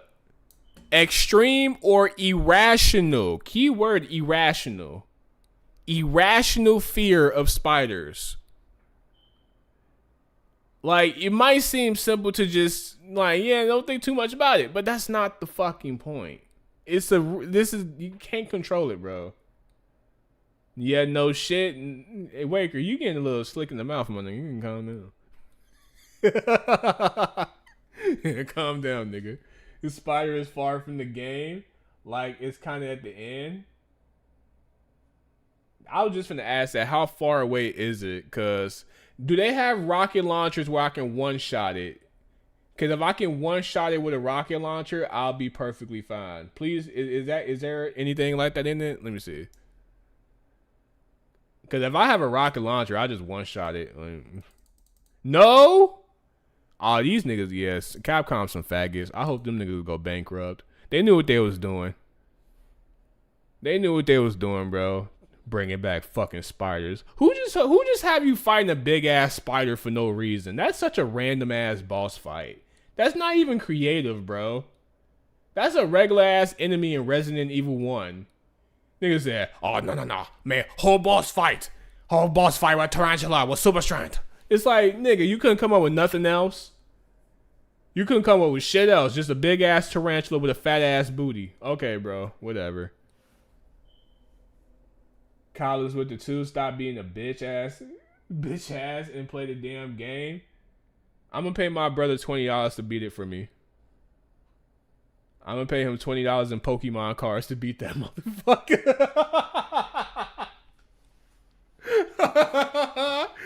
I got mad booster packs for days. It's like, nigga, which one you want, dog? This shit's worth like 150. It's 12. Yeah, I'm finna hop off. I'm gonna go get some Raisin Canes or some shit. Nigga scared of spiders. Yeah, grown ass man, by the way. Yeah, I get it, bro. I get it. Grown ass man scared of spiders. Yeah, you got it, man.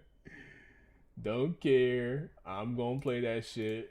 But I'm gonna play that shit on easy mode or some shit. Raising Cane's is super unhealthy. Nigga, everything is unhealthy. Fuck, you want me to eat you want me to eat rice and chicken all fucking day? Sorry, bro. I'm not low tier god. I'm not finna eat no motherfucking white rice and chicken breasts all the time. Sorry, you have me fucked up, sir.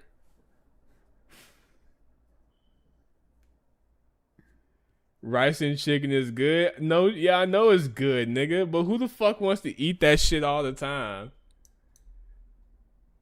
Let me see. Rice and chicken breast be dry as fuck too. Like that shit just be a nothing but meat. It's like, my nigga, what we doing? Like, right, yeah, see, these niggas are doing too much. Yeah, no.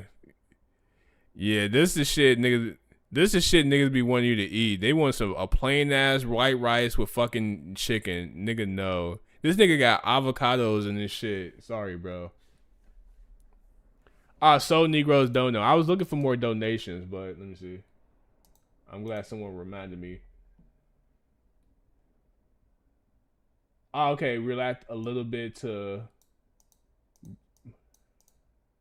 Gotcha. Breaking 7 down, audition volume 3. It's at 9:36.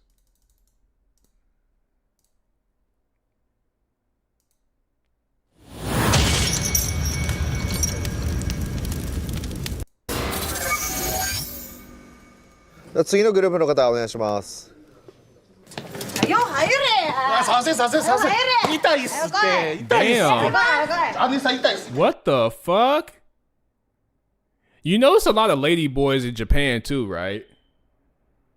Like a lot of them, because you know a lot of them niggas do be looking like girls and shit. They have a lot of lady boys down there prostituting. Damn.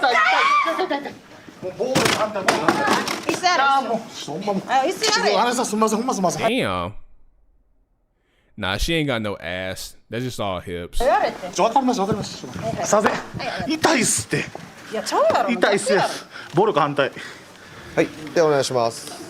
who's shorty right there? Hold on. She like mixed with some Latina or some shit? Who is that bitch in the black? Yeah, nah. Yeah, who is this bitch in all black in the middle? Bro pulled out the damn for no reason. Makima treatment. Man, who is this bitch in the middle? That's all I want to know. 前回6で、オーディションまで出た秋です。Damn, she got a fresh ass lineup. 前回のオーディションで結構荒れちゃって、オーディションまでしか出れなくって悔しかったんで、もう一回応募しました。で、本当は土方の駅とやりたいんですけど、ただ前回の件もあるんで、私今回イータローとやりたくて応募しました。What the fuck these niggas saying? Nigga, that's all I hear. よろしくお願いします。はい、ありがとうございます。では次の方どうぞ。はい、TikToker 裏側はヤンキーやね。エイリアン2期の姉。Oh, damn, they got subtitles? Okay, there we go. アンリことしつきアンリです。姉さんちょっと声ちっさいですわ。何が？痛いです。もうちょい行きましょう。声ちっさいです姉さん。はい、今回まあね、いろいろオーディションの YouTube とかも見させてもらって、ねたっけ。Yo, this bitch in the middle is like she the one. I'm not even gonna lie, bro. She's really doing it to me right now. Maybe it's all black. It has to be the all black fit, cause yeah, the face card not even like that. なんかヤンキーにいじめられとった？はい。でなんかヤンキーとやりたいとか言っとったけど。うるせえやりま。やりま？ Well, this your shit right here, huh? The one in the Chucky costume. That's your shit, bro. Collins, this all you, bro? I mean, if she mid, then maybe you must be talking about this shit right here. You must like this, whatever the fuck this is. 誰がやりまや？あ、もうちょっとこっから姉さん動かれんから揉めんのやめてください。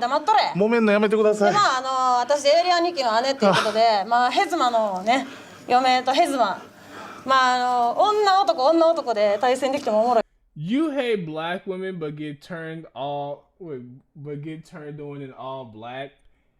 Yeah, I like girls that look sophisticated with black clothing. Like that turtleneck shit really does it for me. Like that shit does something to me, bro. なと思ってます。ダブルマッチが。ダブルマッチ。Bitches with a turtleneck, like that's like it's like certain clothes girls wear that just make me like yeah. It's like you have to act almost. Like if a girl got like curly hair, she has like a nice ass turtleneck that goes good with her complexion. Oh yeah, I'm in there. Yeah. 休憩してですか？うっさいってお前黙っとけや。ちょっとほんますいません。ほんますいません。休憩。はい、お願いします。はい、次の方どうぞ。はい。私プリンセスこと。Man, fuck these crackhead bitches, man. Go to the one in the middle. Whoa, what's going on with this bitch? Oh shit, she can fight too! She can fight too! 生の喧嘩を経験した方はございますか？ yeah, I can save her, bro. I'm going out to Japan in November, so yeah, it'll be alright. I'll be there soon, baby. 生きた喧嘩したことあることないでしょあなた。あるよ。声がちっちゃい。 Oh damn! Ooh, yeah, that was a mean ass uppercut. They had to cut the camera away from the damn uppercut. That shit was so vicious. あなた。あるよ。 Come on, bro. Come on, man. Mish. Okay, bro, whatever. Mid shit it is, whatever, man. Yeah, she's definitely mid. 声がちっちゃい。危ないですよ。やだ、抜かしてやだ。当たっとんねん、どけや。これ以上ちょっとどかれへんすよ。当たっとるって。俺ら立てや。 Yo, so Negro, what the fuck is the point of this video? Trigger's responsible for hoeflation. No, you niggas are responsible for hoeflation. I know the value of a hoe. You niggas don't. So, I don't know. So you just recommended me any fucking video? You just want me to do the Japanese voice shit. You know what? I got some. I know what you want, bro. Because nigga, you know what you're doing by giving me some Japanese shit. You knew what the fuck you was doing. The Japanese version of BET. A nigga, no. Yeah, nigga, this is exactly what you wanted, did you, bro? Yeah, he be donating some bullshit. 怪我って言われんだよ。早く座って。おしりばんちー。うせえてめえは。ここでやんなってごちゃごちゃごちゃごちゃうっとうしいな。すいません、ちょっと落ち着いてください。一回落ち着いてください。いいんです、乱闘は慣れっこなんで。 Damn, bro. 一回落ち着いてください。まあよくぞ。あんたになってねえから座れよ。もうすぐ。危ないもう。そうやるよ。見苦しいぞ、ただの Ah, damn.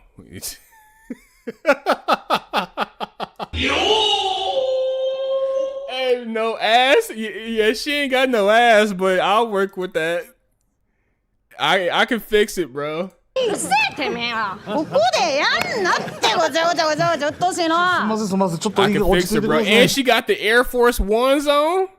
うせえてめえは。ここでやんなってごちゃごちゃごちゃごちゃうっとうしいな。 She got the Air Force Ones on? She got the ones? ちょっと Fix what? That ass, nigga. Fuck you talking about? Pound town on the ass cheeks, bro. That's how you make them bigger. 落ち着いてください。一回落ち着いてください。いいんです、乱闘は慣れっこなん Yeah, で。 she's sexy as shit. I'm not gonna lie. まあよくぞ。あんたになってねえから座れよ。もうすぐ。危ないもう。 She got some big titties, though. You see them titties, though? You ain't gonna say shit about her titties, though, right? Yeah, of course not, because there's nothing to say. そうやるよ。見苦しいぞ、ただの髪の毛の引っ張り合い。最悪です。セットしてきたのに。私からは手出しませんから。じゃあ次の方どうぞ。はい。みそぎ中ちっぱいお姉さんこそ。 Yeah, at this point, if I don't find a girl like that, I'm not even finna approach a bitch no more, because at this point, bitches nowadays are just pets. I'm gonna be completely honest. Bitches are a waste of time, man. Don't go for it unless it's the one you absolutely want. You have to go all in. You gotta simp. You gotta do everything you can to bag the bitch. 女優結城ルミナです。サンプルは見ていただけたでしょうか。私、AV 女優として活動しているのですが、昨年 How am I contributing to hoeflation when I just said I'm not talking to any girl unless she looks like that? What are you talking about? That's not me. That's not me contributing to hoeflation. That's me going against hoeflation, nigga. 逮捕歴がありまして、ただいま更生中。 Simping isn't attractive. You'll be surprised how much love bombing works on a girl. Because girls are insecure as shit. Once you start love bombing them, they go like, oh my God, no one has ever loved me like this before. Yeah. And that's how you unlock her crazy side and shit, you know. Love bombing works. I don't know what the fuck y'all talking about. Shit. You got like tell bitches off the bat, like, yo, I'm trying to have a family, bro. Like, we would have some pretty ass kids. Like, what's up? What you trying to do, bro? But you gotta say it in a like very playful way. You can't be dead ass serious. You can't be dead ass serious at all when you talk to girls. You gotta be very playful with them. They're just very playful in general. Bro, it's Kazuya? No. No. I'm just being, it was popping, nigga. You gotta be toxic sometimes, bro. I don't know what y'all niggas talking about. Cause you can be the 100th motherfucker walking up to her talking about some hey beautiful. Like walking up to a girl and saying hey beautiful is some wild shit in the big 26, my nigga. You gotta switch it up with that hey beautiful shit. She heard that shit mad times, bro. You gotta do a knock joke or some shit. You gotta dead ass be unique with your approach. Like you can't just be very generic. Like sometimes you can cause the setting or whatever, but nah. She looks like Chizuru. No the fuck she don't. Don't disrespect her like that. Talking about she look like fucking Chizuru. で、人生どんなことがあろうとチャレンジあるのみと思って今回も挑戦させていただきました。よろしくお願いいたします。Look at fine shit in the back. こんにちは、ハバネロ。どうもゆっちゃんです。私はただうるさいだけのヤン。Wait, this is an actual girl. Holy shit. Yagura with the 199 react to weak hero. All right, that's the last video and I'm hopping off because I'm trying to go to Raising Cane's. I'm not trying to sit up here on, you know, that shit closes at 2 o'clock. ゲームの時に昔から死ぬほど嫌な思いをさせられてきました。なので、yeah, she look like a fucking man. Sorry, bro. I thought that was a fucking dude. Give me some sugar. Give me some sugar. Nah, that's like when y'all like, well, yeah, y'all have to be at least like a couple weeks into talking to get that off. You can't just walk up to a bitch talking about give me some sugar. You gonna get pepper sprayed, nigga, talking about some give you some sugar. Medulo leagues, man, fuck them leagues, dog. Ain't shit happening in Medulo. Let me see. Let me do some research on the leagues. 私は2年前 What's this bitch name? I was arrested. Oh, she's a felon too. Oh, she's toxic. 捕まって留置所で再逮捕され I was arrested again in detention. I am currently on probation. Baby, I'm coming to save you. Sit tight. I'll be there soon. I'll be there soon, baby. No longer will you have to suffer. 今執行猶予中です。この中では一番強いと思うんで I think I'm the strongest among them. Yeah, we clearly seen that. You yank one of the bitch's hair out. 喧嘩かって人生変えに来ました。お願いします。宮里さん？はい。何ですか？持ったんですか？タイマーです。タイマー？ She smokes weed? Ooh, she got the weed tongue. Ooh, that's a negative, but I'll work around it. For her, I'll work around that. ぬるいな。2人どうですか？そうですね。相当腹立っておりますので我慢した方です。私。ここは面白いと思うんですけどね。Yeah, she can smile too. She fucking crazy.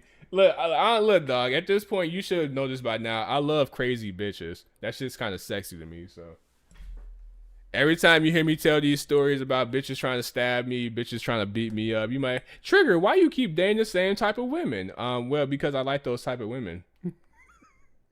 Sorry, bro. Hey, maybe them being toxic is their way of caring, and I like that shit. Triggy is dingy. Once again, I keep telling you niggas, we all have a little dingy inside of us. So I don't know what the fuck. That's not a diss. もうどっちでもいいんですけど、本当に私いじめられたキャバ嬢にそっくりなんでぶっ殺したいっていうのもあるんですけど。それはなんかもう八つ当たりなんでちょっと待ってください。はい、すみません。一旦そこ試合決定でいいですか？じゃあ2人。お願いいたします。What the fuck? でも。What, these bitches really fighting? おアバズレ引っ込んでろよ。なんでそんなアバズレ言われるんだよ。なんでここでこんなの連れてきてんだよ。そういうとこだよいじめられんのも。なんで私は喧嘩してる気に来てる人に自分の経験を言わなきゃいけないんですか？仲良くするわけないんですけど。威嚇で返せよそういう時に。だからやめられんだろ。The leaks ain't come out. I'm not reacting to no leaks until he upload the leaks, bro.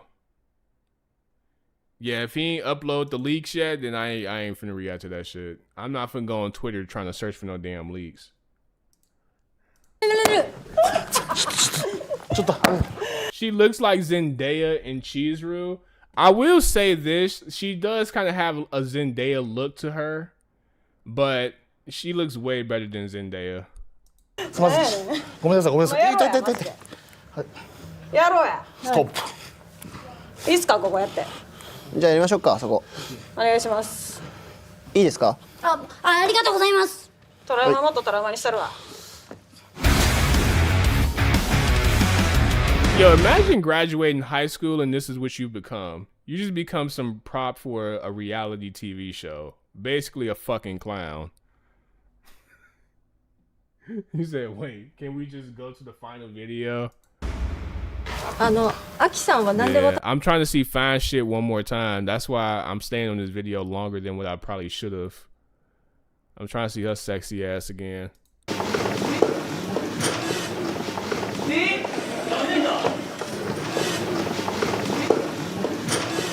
Yeah, nah. Where Japanese Zendaya at, bro? They took Japanese Zendaya out the room. Look, man, I'm finna find this bitch. What's her name? 次の方はどうぞ。留置所で。宮里さん？ Miyazato. Okay, let me see. Miyazato. Yeah, I'm gonna find you, bitch. 30-day, 60-day fiance coming soon, featuring Triggy Senpai. Call, I'm coming to a state near you or a continent near you, nigga. What's this bitch name?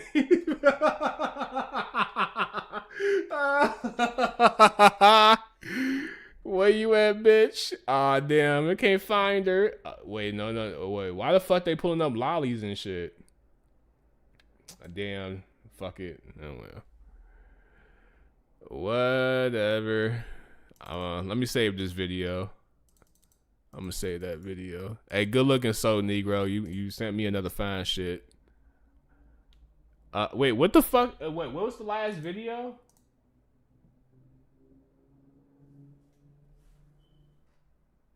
Short vid? Let me see.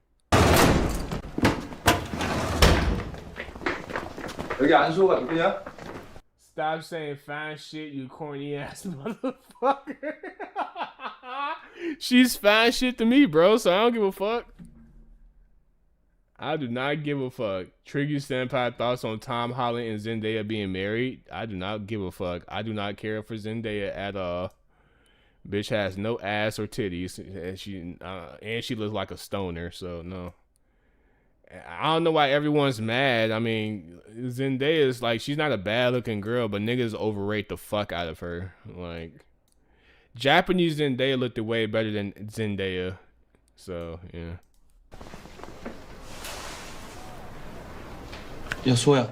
She ain't got no Insta, nigga. I tried to look it up. I would have showed y'all the sauce if I had it, but she ain't got no Instagram, bro. What's the name of that fucking show? What? Breaking Down. Okay, Breaking Down 7. Got it. 여기 안소가 누구냐? 야, 소야. 안소. 응. 야, 안소. 아 뭐야 벌써 점심이야? 너냐? 우리 나은이가 얻는 새끼? 나은이? 이나은?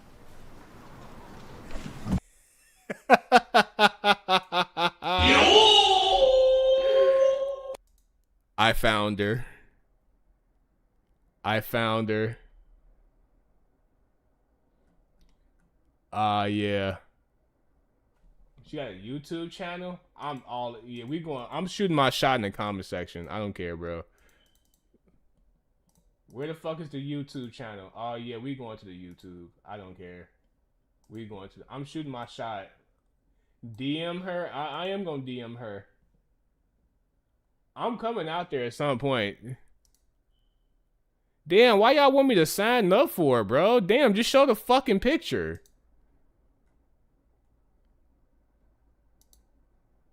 Damn, these fucking losers. Just show the fucking picture, bitch. Whole ass side quest. Nigga, y'all never went. Have y'all ever drove for pussy? Have y'all ever, like, sent for pussy? Like, have y'all did anything for the pussy? Like, cause y'all niggas, y'all talking to me like y'all just never did anything for the pussy. Like, what have you niggas done for the pussy? Cause I swear I'm not alone in this. I know y'all see some shit in y'all school where it's like, oh man, boy, if I had one night with her, I know y'all have. So why the fuck are y'all coming at me like, oh, well, you so fucking weird, dude? Yeah, she got a YouTube channel. Oh, this her Instagram. She got some mid-ass pictures. Yeah.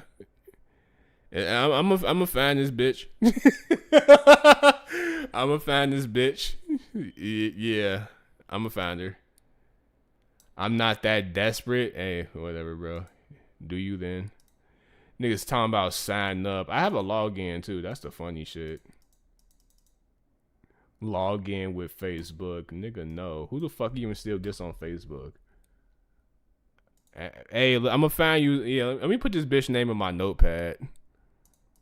I'm gonna put her name in my notepad. There we go. Yeah. Yeah. There we go. I'm sliding the DMs. Y'all got me fucked up. I have an iPhone 17 Pro, nigga. Translation on fleek. 장난? 촌날이다 이 개새끼야. 자꾸 DM 와서 밥 한 번 먹은 건데 난 관심 없어. 내 스타일도 아니고. 오늘 점심 메뉴 뭐냐고. 제육. 좋은데. 단백질. 좋은데. 야. 오지 마.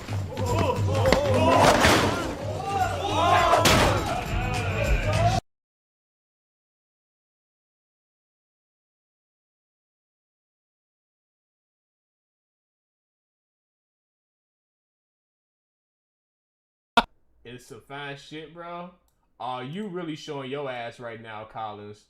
You really showing your ass right now, because I could have sworn you called one of my fine shits some mid shits. So this better be some fine shit. This better be...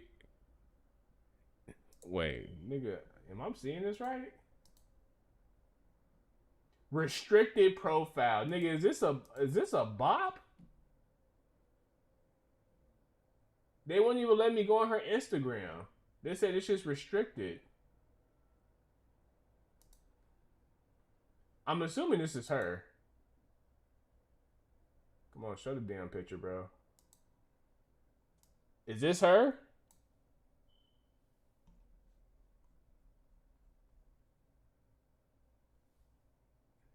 Is this her right here? She ain't got no ass. No? Oh, damn. Well. I'm sorry, bro. My days of fucking bony ass cheeks. That shit is so done, yo. Instagram.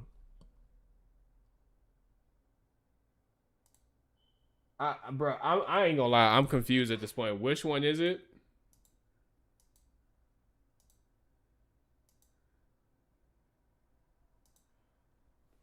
I put in what you said, so like I don't know. Grown ass man saying fine shit, cornball, you deserve to be clowned. Hey, go ahead, clown me then. I don't give a fuck. Say about me. IG harasser. Yeah, whatever, bro. Whatever. She on IG, she's Asian. Bro, they not letting me go. Is this her?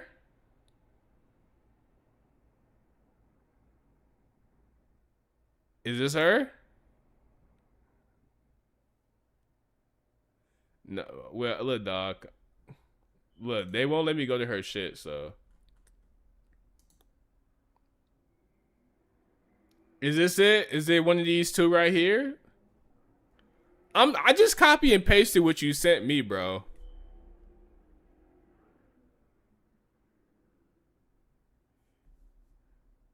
The first one, nigga, it's not letting me go there. They want to dox me, bro.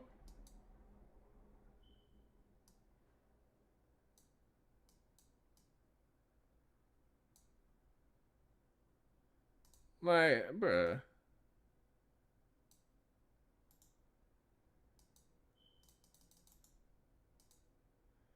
I mean, maybe you spelling something right. Spelling something wrong because... Is this her?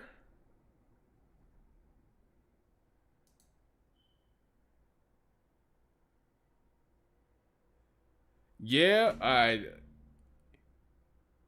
she decent. Who the fuck is this? Yeah, she decent. Japanese Zendaya look better though. She got some big titties, but yeah. I'm taking Japanese Zendaya. I'm gonna find that bitch.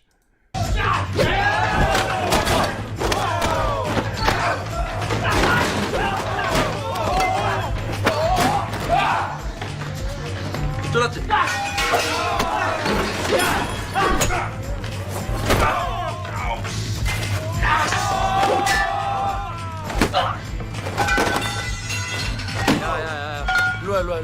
야.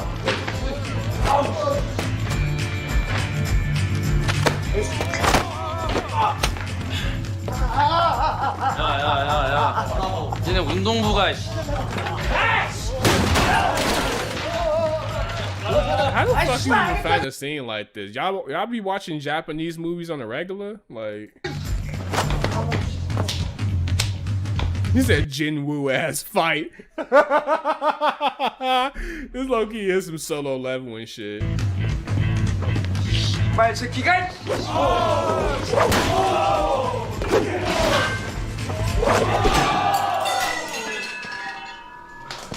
선 넘네.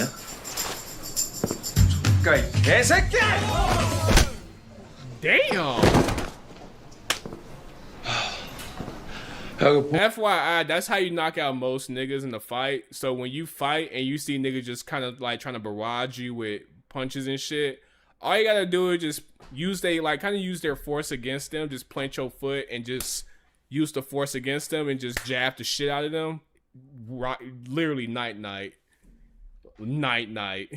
It's the perfect night because every time you fight niggas, they always like try to charge at you and shit and barrage you with punches. Literally, just use that force against them, plant your foot, go against that shit with a jab, night. 네? Fucking night. 개새끼!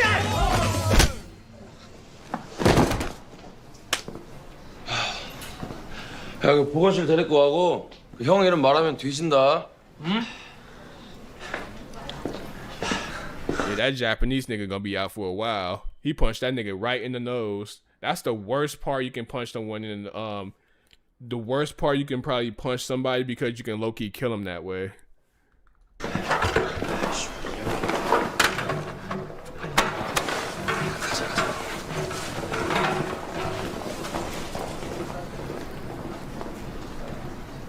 아, 나 때문?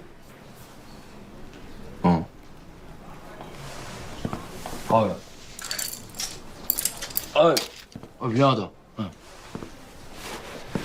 Nigga got a New York Knicks shirt on. 뭐하냐 교실에서. The jaw's worst. Nah, if you punch a nigga right in the nose, like with all your force, you punch them right in the nose, you can kill him like that. Punching a nigga in the jaw, yeah, you gonna fuck him up, but you're not gonna kill him. You punch a nigga square in the nose, yeah, you can rip them.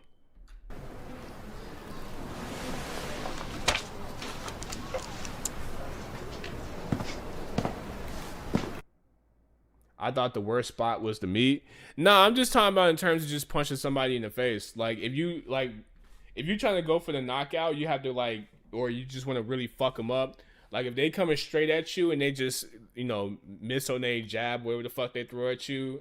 If you have a clear straight shot to the face, if you punch them with all your force right in the fucking middle of the face, like in the nose, yeah, you can fuck them up really bad like that. Like you can kill somebody like that.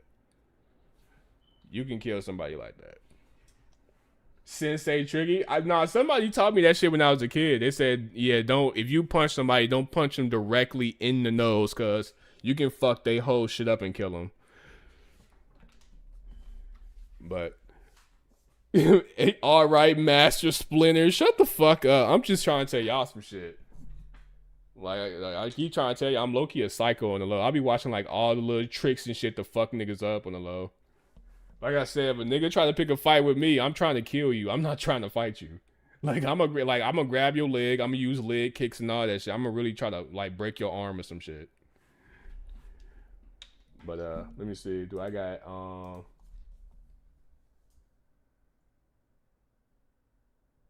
okay. Alright, I got it. Yeah, let me go hurry up because Raising Cane's closing soon, like an hour and 30 minutes. Hey Boxer, if you still here, hey, I'm gonna hit you up tomorrow. Yeah, I'm gonna hit you up tomorrow so we could talk about that. Yeah.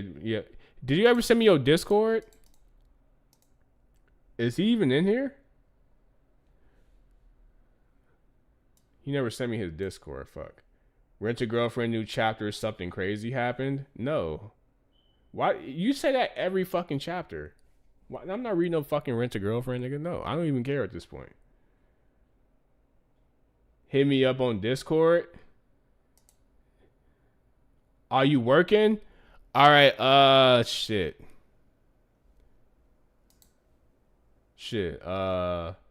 When you not working? I don't have a Discord. Collins, are me and you friends? Cause if so, just send me a message. Next month? Wait, what? Next month of what?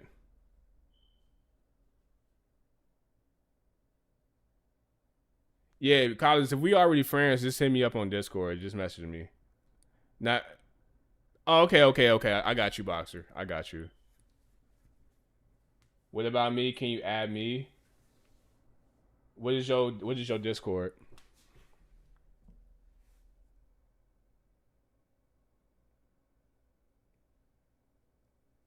My name is. Let me see.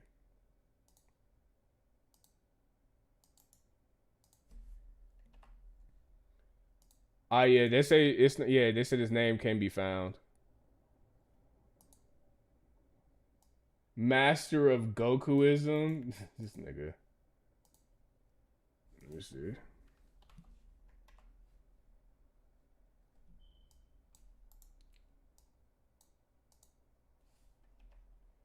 Wait.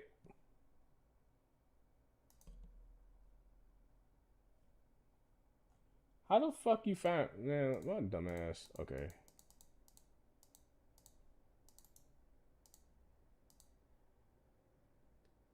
Yeah, they said this is not. Yeah, this username's not correct. So. Yeah, they said it's not a correct username. So let me see.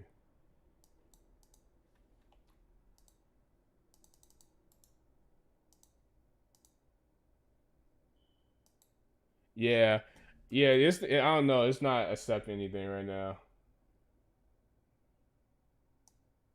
Let me see. I don't know why Discord don't me accept the motherfucker's request. Didn't Word double check the username is incorrect? What the fuck is going on? They won't let me say anything. Yeah, like I'm trying to add y'all, but it's not letting me add y'all. Oh shit. Yeah, see? It's not doing nothing. Yeah, I don't know, bro. I think you got me blocked. Nigga, it's probably for a fucking reason. Yeah, I'm finna. Let me hop off. I'll get y'all shit next stream, bro. I'll get y'all shit.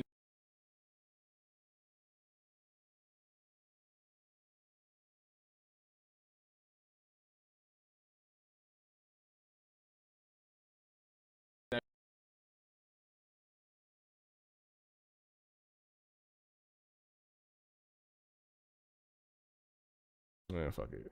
Yo, okay. I appreciate the people that came by. All right, yeah, catch you guys next time. Until then, be safe out there and peace.